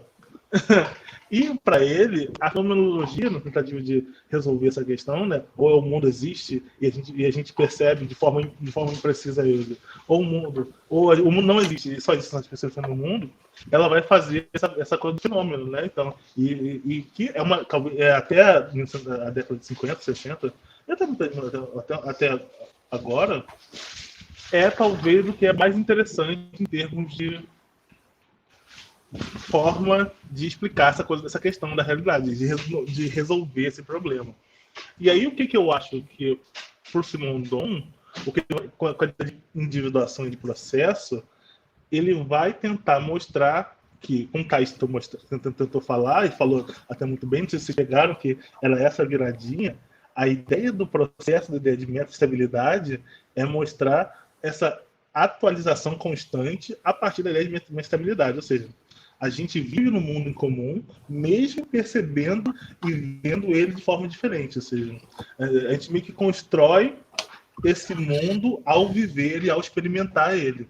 E que tem isso é devedor da fenomenologia de alguma forma, obviamente, não vou dizer que não, porque ele teve aula com Merleau-Ponty também, mas é uma fenomenologia mais Merleau-Ponty do que a fenomenologia famosa, Hegel, diretamente Heidegger e tal. É mais Hegel, Merleau-Ponty. E aí, quem quiser saber estudar isso aí, procura, porque eu mandei Pedro estudar isso aí para mim, porque eu não sei não. Mas, basicamente, é essa ideia de a individuação como uma forma de estudar, de conhecimento, né? De estudar o conhecimento, de entender o conhecimento, ou seja uma epistemologia que está o tempo todo entendendo essas atualizações das entidades e essa relação entre elas. Por isso que ela é relacional. E também é outro termo que vai aparecer muito no texto, né? A ideia de individuação como algo relacional. Ou seja, a gente está tentando ver essas relações entre indivíduos, que no processo de se formar, ou seja, essa relação entre indivíduos, esse meio no qual se formam, e essas diferentes fases. Uma delas seria, principalmente essa fase pré-individual. A fase do pré-individual até essa meta-estabilidade. Tudo isso é um processo para o Simon Don. E é bem interessante a gente explicar isso. Ver e tentar enxergar isso num game que sai, numa série de ficção científica, na ansiedade e por aí vai. Acho que agora eu vou ter que dar uma paradinha, falei bastante, para ver se Pedro me quer complementar, falar de Gestalt, que eu interrompi ele. Thaís pôde falar, ou fazer esse percurso da crítica também. Eu fiquei pensando, na verdade, só em dois adendos, assim. Um com relação à noção de campo, né? Que eu acho que o Simon Don acaba não falando tanto na introdução. E outro com uma coisa que talvez seja, assim, o que seja mais conhecido, né, com relação à Gestalt, no sentido mais superficial até, tem até aquela expressão, assim, fala, fechou a Gestalt, né? Quando a gente está falando de um insight, alguma coisa assim, né? Que quando a Gestalt está pensando na percepção, né, me parece que diz de uma tendência, né, do organismo de formar o campo perceptivo sempre tendendo ao equilíbrio, né? E aí eu acho que uma das críticas que o Simon Don vai fazer no sentido de que a Gestalt ela resolve o problema do dualismo num certo sentido, né? Quando ela traz a noção de campo, mas, ao mesmo tempo, o funcionamento desse campo, né, tende sempre a um equilíbrio que seria estável, né? Então, ela está pensando, por exemplo, né, como constituintes do campo perceptivo, um organismo já individuado que tende ao equilíbrio estável, né? E aí eu acho que quando o Simonon vai falar do vivente, né, o que ele está propondo talvez seja um organismo em individuação que tende, pelo menos na dimensão da percepção, né, da experiência cognitiva, ao equilíbrio meta-estável, né? Então, por exemplo, para a noção de campo na Gestalt, me parece que ela vai propor uma noção de sujeito, né, ou enfim, ou de organismo cognoscente já dado no campo, né? Parece que o campo, enquanto algo que é da ordem do externo, né? E aí acho que essa relação de limite, né, aparece na Gestalt, talvez no Kurt Lewin, né, que é quem vai propor essa noção de campo, de uma forma mais estanque, né? E acho que o Simon Don está dizendo é que o próprio campo né, ele está presente, né, enquanto potencial, né, nessa dimensão que ele vai chamar de pré-individual, mas o campo ele vai aparecer na relação, né? E acho que para Gestalt o campo é, de um certo modo, um a priori da experiência, né? Uma condição de possibilidade, né, desse evento cognitivo, né? E me parece que se diferencia um pouco aí, apesar do próprio Simondon dizer que a Gestalt resolve uma série de questões, né, do que ele está apontando como problema do limorfismo, né, e do substancialismo, né? Eu fiquei pensando um pouco nisso, né, que a Gestalt ela teria essa tendência a procurar um equilíbrio, mas ainda um equilíbrio de estabilidade e não de meta-estabilidade. Aí eu não sei se, enfim, o Zé ou até eles querem falar um pouco mais, né, sobre essa noção de meta-estabilidade, mas eu acho que a noção de campo está presente no Simondon também. Acho que em algum momento ele vai até falar do campo eletromagnético, né? Mas já a partir da perspectiva da individuação, né? Inclusive contrapondo, né, ao modo como se forma e como se sustenta o campo eletromagnético, ao modo como a Gestalt está propondo a noção de campo perceptivo, né? Eu acho que essa coisa da percepção que você falou, eu acho que a palavra-chave é o lance da priori, né? Esse equilíbrio estável, que não é o meta-estável. Porque o Simondon vai falar da coisa do tempo, né? Que para a individuação ele vai trabalhar o tempo de uma forma diferente. Assim, para ele não tem a priori nem a posteriori. Para ele é o presente, porque é justamente a coisa da individuação, né? Tipo, esse processo constante. Então, o indivíduo ele não está dado, e isso não só o indivíduo, pessoa, Thaís, né? Mas, assim, o modo de existência dos objetos técnicos e etc. Eu acho que quando a gente olha para uma forma, sem cair na abstração, enfim, sem sentido também, mas essa coisa da atualização do sentido das coisas também, né? Tipo, então, para ele é sempre o presente, porque é sempre essa atualização constante das coisas. Eu acho que isso tem a ver com esse campo, talvez, que você está falando. Não sei se eu estou viajando, mas eu acho que seria essa forma, a priori, que a gente visualizaria de algum modo, se atualiza constantemente. Por isso é a meta-estabilidade e não esse equilíbrio estável da Gestalt, mas sim, de alguma forma resolve já alguns assuntos, né? Mas, enfim, acho que só isso mesmo, que é a coisa do tempo que ele fala também no livro. Mas acho que também teria que ter mais tempo para falar bastante sobre isso. Eu não sei como está de tempo também, né, Thaís e Pedro, mas talvez a gente possa também, já que a gente está bem, na verdade, o livro é tão complexo, a gente está discutindo, tipo, sem uma ordem especificamente, introdução, mas não passou nem do começo do livro. A gente falou do começo, do final, mas meio que sem ordem. Eu acho que talvez para encerrar o nosso debate, a gente pode focar na percepção, que eu achei bem interessante, que linka a Gestalt, linka um pouco Thaís. Não sei se me interessa a Pedro, eu sempre esqueço como é que Pedro vai trabalhar esse negócio. Mas o que, por exemplo, me interessa na questão dos games e comunicação, cognição e tecnologia, e esse processo entendido como processo de individuação. Inclusive, leia o meu texto, que está na Ecopod, Gambiarra como Mediação, ele trata um pouco disso. Eu sempre me leio, muito importante.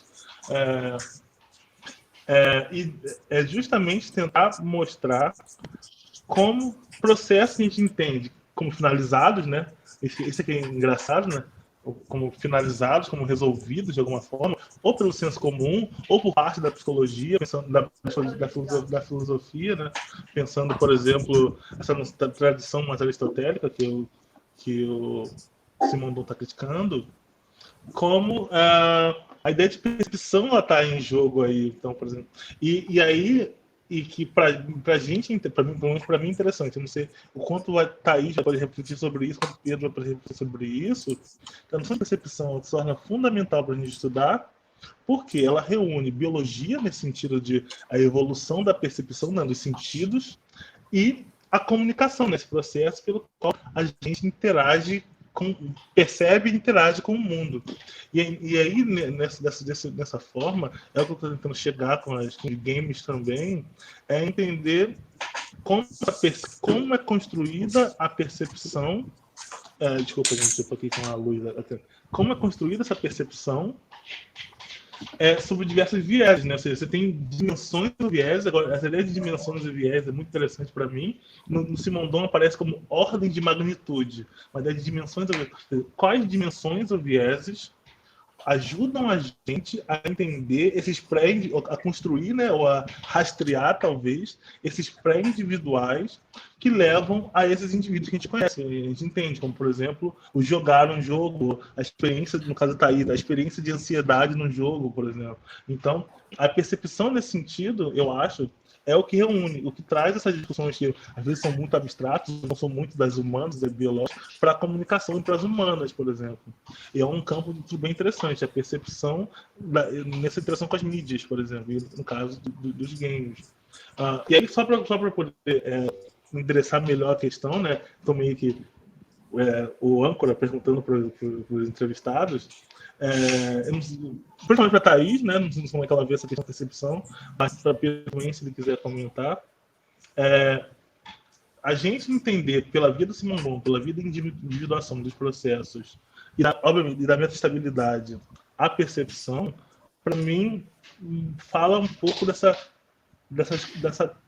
de dois termos que são paradoxais, mas, de novo, a ideia, se vocês não pegaram até agora, é incluir o paradoxal na forma de pensar o ser, que é a comunicabilidade e a incomunicabilidade como elementos ou forças juntas, né, no mesmo processo. E eu vou explicar melhor, foi uma posição acadêmica abstrata, né?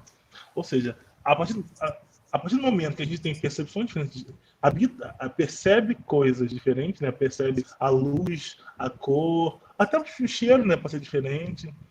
E isso vem de diversos pré-individuais, né, tipo nossas opções políticas, nossas opções, nossas escolhas, nossos recortes de gênero, de raça, e entre outros recortes que formam esses pré-individuais que vão levar Fala de novo, Thaís.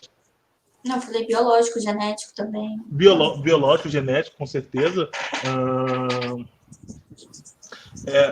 Como esse rastreamento desses pré-individuais vão formar as percepções também e contato com a mídia também, obviamente. E como essas instâncias que talvez a gente não está acostumado a lidar, como, por exemplo, o político, né? Elas são relevantes para formar essa percepção que a gente tem como senso comum, como objetivas, conformadas ou pela uma relação do olho ou do sentido, em geral, com esse objeto observado. E aí o Simondon ajuda a gente a, em primeiro lugar, desfazer essa preconcepção, né? Ou seja, você não é um sujeito observando o objeto, né? Desloca esse lugar também do observador.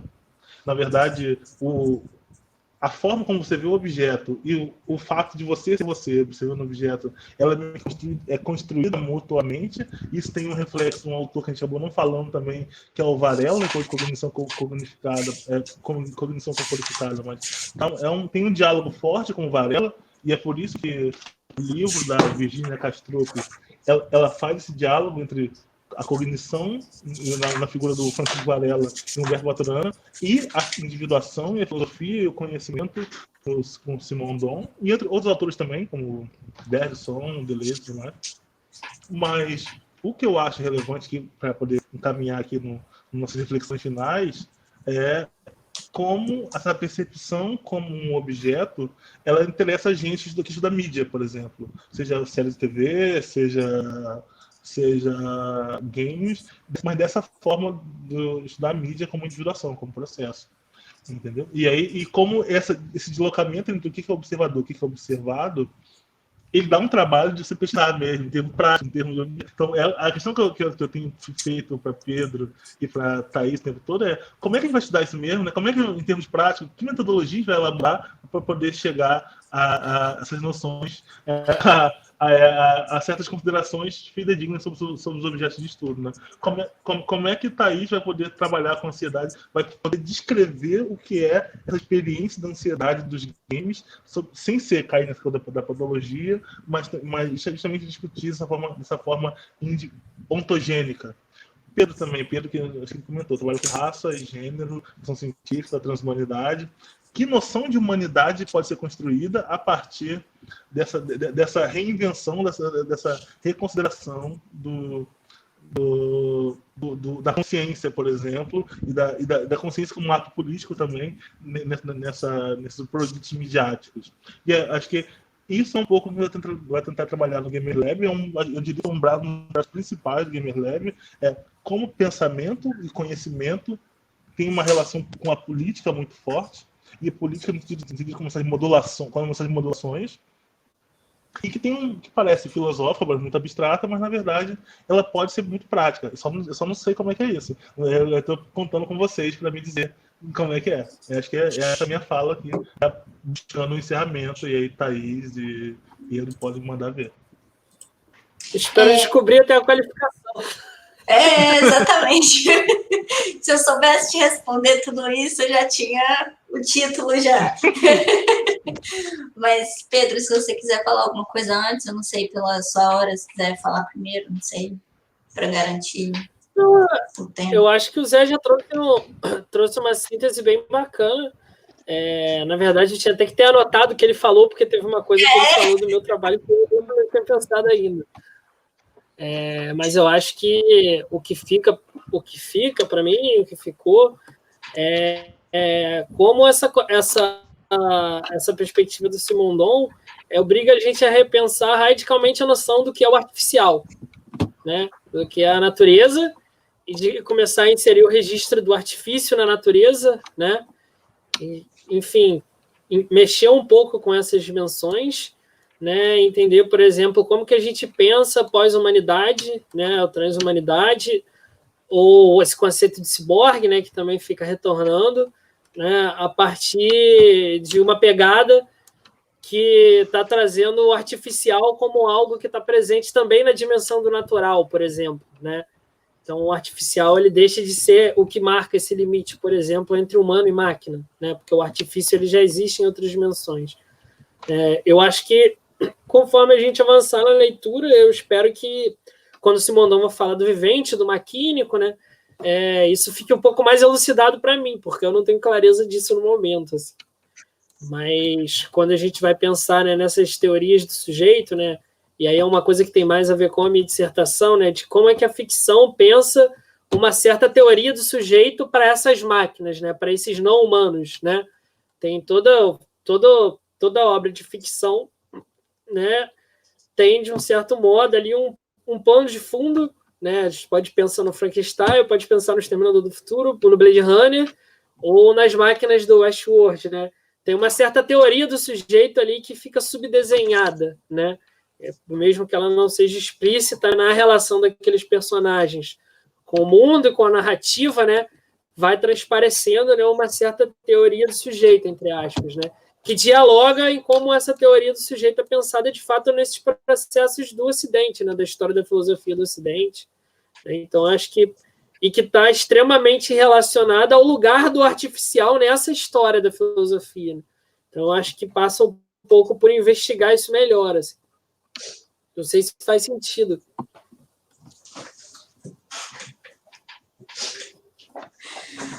Sacanagem, o Ivan. Thaís, manda ver aí. Então, acho também muito complexo. Se eu tivesse a resposta de todas essas coisas, já realmente teria feito bastante da dissertação. Mas... Só um adendo, desculpa te interromper. Porque assim como macete acadêmico, assim como diálogo é porrada, quer dizer, mas o pau, você pode dizer que tem inquietações. Eu quero ouvir suas inquietações. Quer dizer que você não sabe porra nenhuma que tá falando. Inquietações. Exatamente inquietações. Isso. Eu vou chegar exatamente aí. Quais são suas inquietações? Na verdade, eu acho que inquietação é a palavra-chave da minha pesquisa, até na questão da ansiedade mesmo. Porque, então, essa coisa do tempo que eu estava falando, da priori, posterior e tal, o Simondon falou no livro em algum momento, e eu anotei como parte dessa coisa da ansiedade, que eu acho que tem a ver com o Brian Massumi, a coisa do virtual, enfim, do afeto, etc. Que ele fala que o indivíduo lida com fenômenos maiores e menores que ele, né, ao mesmo tempo. Os maiores são da ontogênese, da totalidade e da questão do pré-individual, do passado, da priori.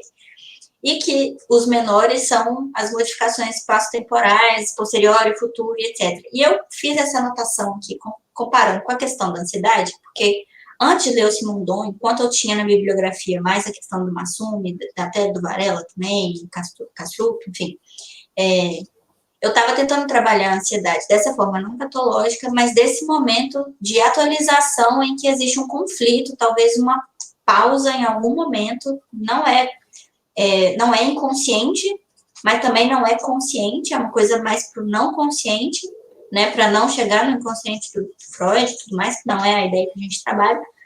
Mas, enfim, que eu acho que a ansiedade, ela talvez estaria presente nesse conflito entre esses fenômenos e esse processo de individuação. Eu acho que seria talvez uma inquietação nesse momento, do corpo, da mente estar lidando com muitas coisas que acontecem nesse processo ao mesmo tempo e não necessariamente ter uma resposta.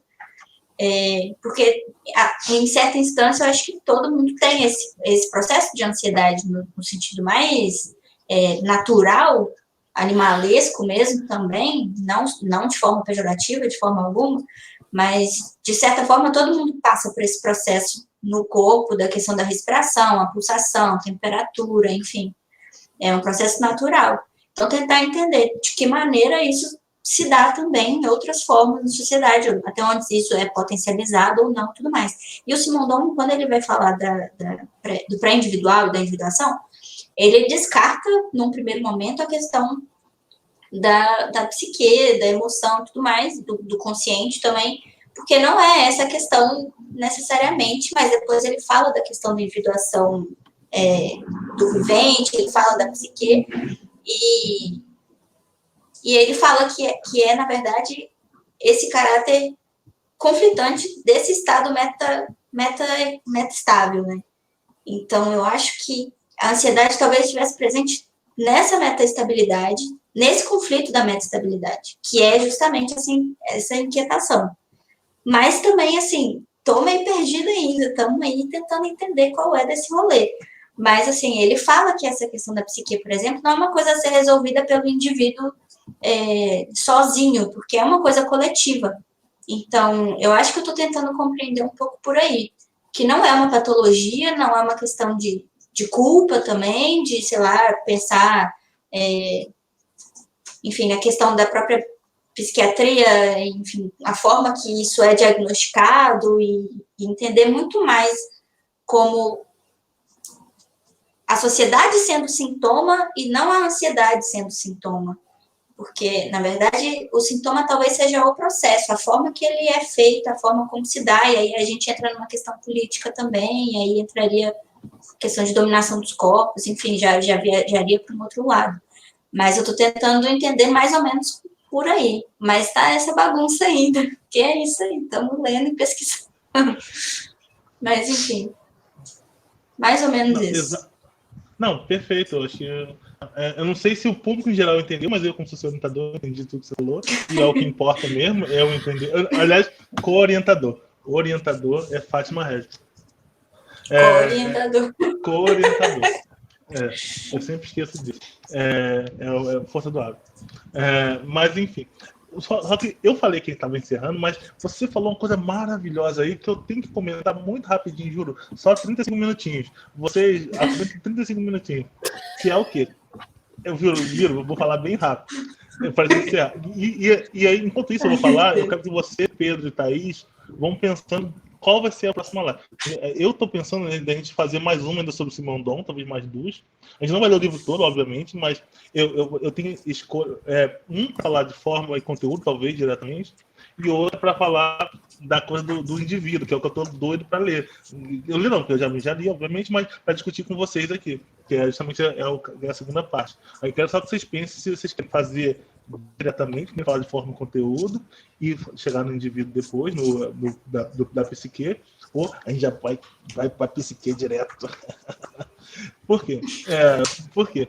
O que eu quero falar, nesse sentido, é pegar um... Eu não sei se vocês perceberam que Thaís se referiu a um termo chamado não... não sei se vocês perceberam que Thaís se referiu ao não consciente, né? Para tentando diferenciar do inconsciente. Isso também é importante também. Não sei se você percebe. Nossa fala, uma fala bem breve, um livro bem complexo, mas quando o Simondon fala da individuação do ser, especificamente do vivente, dos organismos vivos, a gente tende a pensar que o indivíduo... Eu não sei se ficou claro para todo mundo que o indivíduo vivente, tanto humano como não humano, tipo a cobra, a onça, não sei, seja a planta, ele em si também não é uma unidade. Não sei se ficou tão claro para todo mundo, entendeu? E ele é formar o indivíduo em si, o indivíduo biológico, e daí talvez minha ansiedade, no sentido positivo, para ler esse capítulo sobre a ontogênese psíquica, para entender justamente quais são esses, por Simondon, né? Quais são esses pressupostos, essas fases que constituem a psique para ele, né? Psique não. Do seres vivos, desculpa, a individuação dos seres vivos. E aí, o que eu quero falar é o seguinte, é isso. Quando Thaís se refere ao não individual, para o público em geral, o não consciente, fazendo uma distinção do inconsciente freudiano, é porque... Eu não sei se vocês perceberam isso, é uma coisa que é da escola, é para ter aprendido na escola. A gente, quanto de pessoas, a gente age e faz coisas que não necessariamente foi a gente pensou antes de fazer. Não sei se você não pensa para respirar, você não diz, cérebro, agora mande o meu sistema respiratório funcionar. Ou então, entendeu? Porque eu sei que pode parecer estranho, porque no senso comum, às vezes você vê isso, você entende como o cérebro, como aquele divertidamente, né? Alguém que está operando os mecanismos para você fazer as coisas. Agora, fique triste. Mas, na verdade, boa parte do nosso funcionamento enquanto organismos vivos, ele é não consciente. Isso assim, não sei se está no Simondon, está na leitura de cognição e de biologia, como o Varela, que a gente mencionou aqui, o Francisco Varela.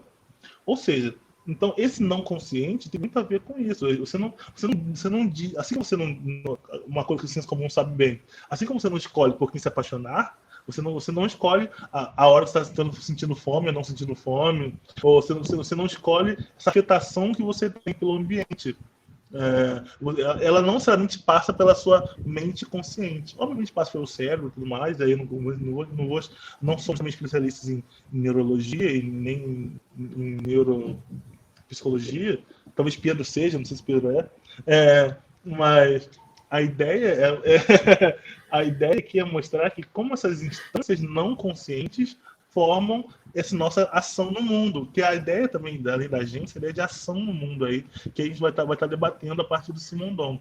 Como as ações no mundo são feitas, em primeiro lugar, por indivíduos, né? Então, objetos, pessoas, animais, organismos vivos ou não, e como esses indivíduos são em si também constituídos por outras instâncias.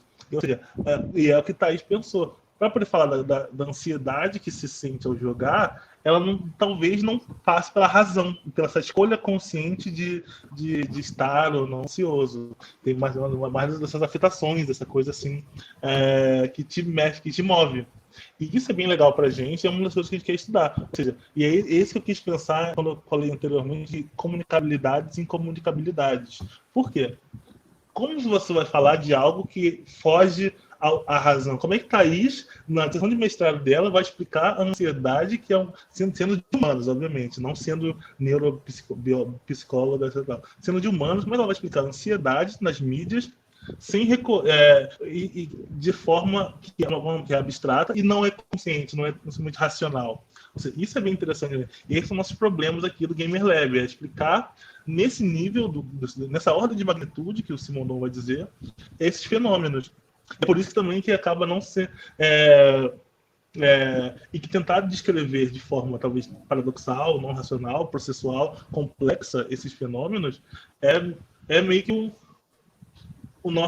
a nossa gana aqui, eu por assim dizer, entendeu? Porque é isso, essa dimensão também do político que passa pelo racional, daí os debates sobre decolonialidade, sobre raça, gênero, é justamente mostrar isso, entendeu? Essas instâncias do não consciente, quando esse não consciente encontra o consciente e encontra o meio e forma ações. Porque o que a gente vê no dia a dia, o que percebe são as ações. Mas e aí, o que forma? Da onde elas vieram? Essa é meio que a nossa chegada aqui. Mas enfim, eu acho que só para acho que passei os 35 minutos que eu ia falar. Vamos pensar aí qual vai ser. Vamos fazer uma próxima live. Não sei se vai ser daqui a 15 dias mesmo. Vamos ver com o Thaís e com o Pedro. E vamos continuar no Simondon. Ou falar de forma... Vocês vão ver nas nossas redes se vai ser, talvez, a parte de forma e conteúdo, para poder fazer essa discussão mais passo a passo, né? Que é justamente o que eles chamam de individuação física, que é bem relevante, bem interessante. Aí a gente vai entender melhor essa relação, essa crítica dele da Gestalt, da percepção, da física, que é a individuação física. Ou se a gente vai partir direto para o que a gente quer saber mesmo, que é a nossa curiosidade, minha, Pedro e Thaís, que é essa parte da individuação dos seres vivos. Eu não sei o que vocês acham, e não sei se vocês já querem ir encerrando, falando coisas, comentários finais. Acho que a gente pode definir com calma isso aí, de repente fazer uma leitura preliminar lá e ir se comunicando paralelamente. Queria agradecer ao pessoal que estava aí acompanhando. Senti falta da galera mandar pergunta, assim. Acho que hoje foi uma coisa assim, mais introdutória, mais solta. Mas é um formato que eu não conheço também. Oi? As pessoas talvez não mandaram, porque a gente também não pediu. Sim. Não, eu comentei que se tivesse dúvida, foi falha minha.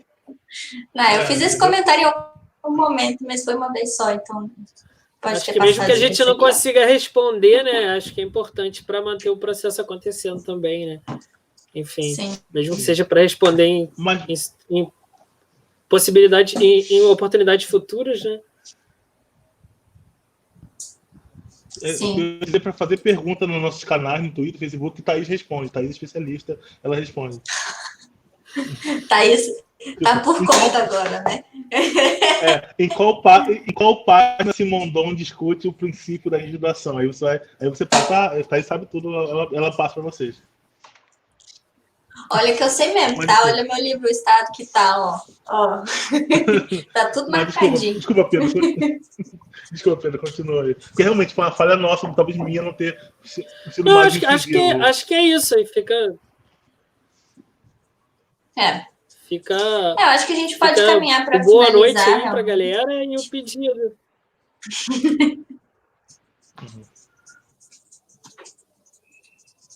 E comunicando com a gente nas redes, já está tudo ativo, então tem o Zé, tem o pessoal da graduação, tem eu, tem o Pedro, tem um monte de gente para poder conversar por lá, a gente pode continuar debatendo, pode mandar perguntas, enfim, comentários, sugestões, estamos aí.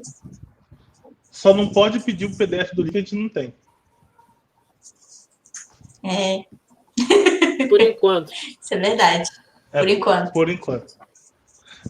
Mas só para fazer coro ao que Thaís falou, mas mencionar também por nome as pessoas. Então, o Grupo Gamer Lab é formado não só por mim, Zé Messias, por Pedro, Thaís, Pedro da UF, Thaís da UERJ, Mabia, Maria Beatriz Barros da UF, Leandro, quase que de Leandro, Lucas, Lucas Alves, que é meu orientador de mestrado aqui da UFMA, e os meninos da graduação, que não puderam participar, porque eu dei texto para eles ontem, participem e falem da coisa, mas é Gustavo, Ana Luísa, Catarina, Gabriel, que apareceu aqui, Jaqueline. Então, essa galera, pode deixar que vocês vão vê-los nas próximas lives, quando não for esses textos cabeçudos de filosofia. Vai ser uma votação aqui, eu como elemento central, obviamente, mas vai rolar uma votação e vocês vão ver nosso menino da graduação também, a galera do Maranhão aqui, pesada, falando de filosofia, de games, tecnologia, digital também. É isso aí, Thaís. Tem mais alguma coisa? Acho que não. Só curtir as páginas lá, participar e etc. E é isso. É isso aí, Pedro. Tudo bem?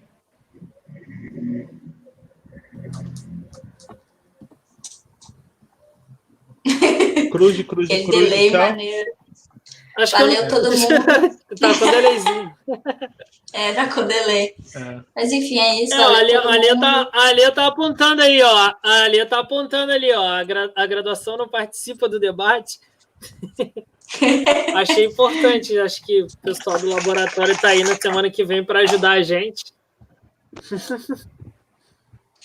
Sim, pode deixar. Eu vou falar isso.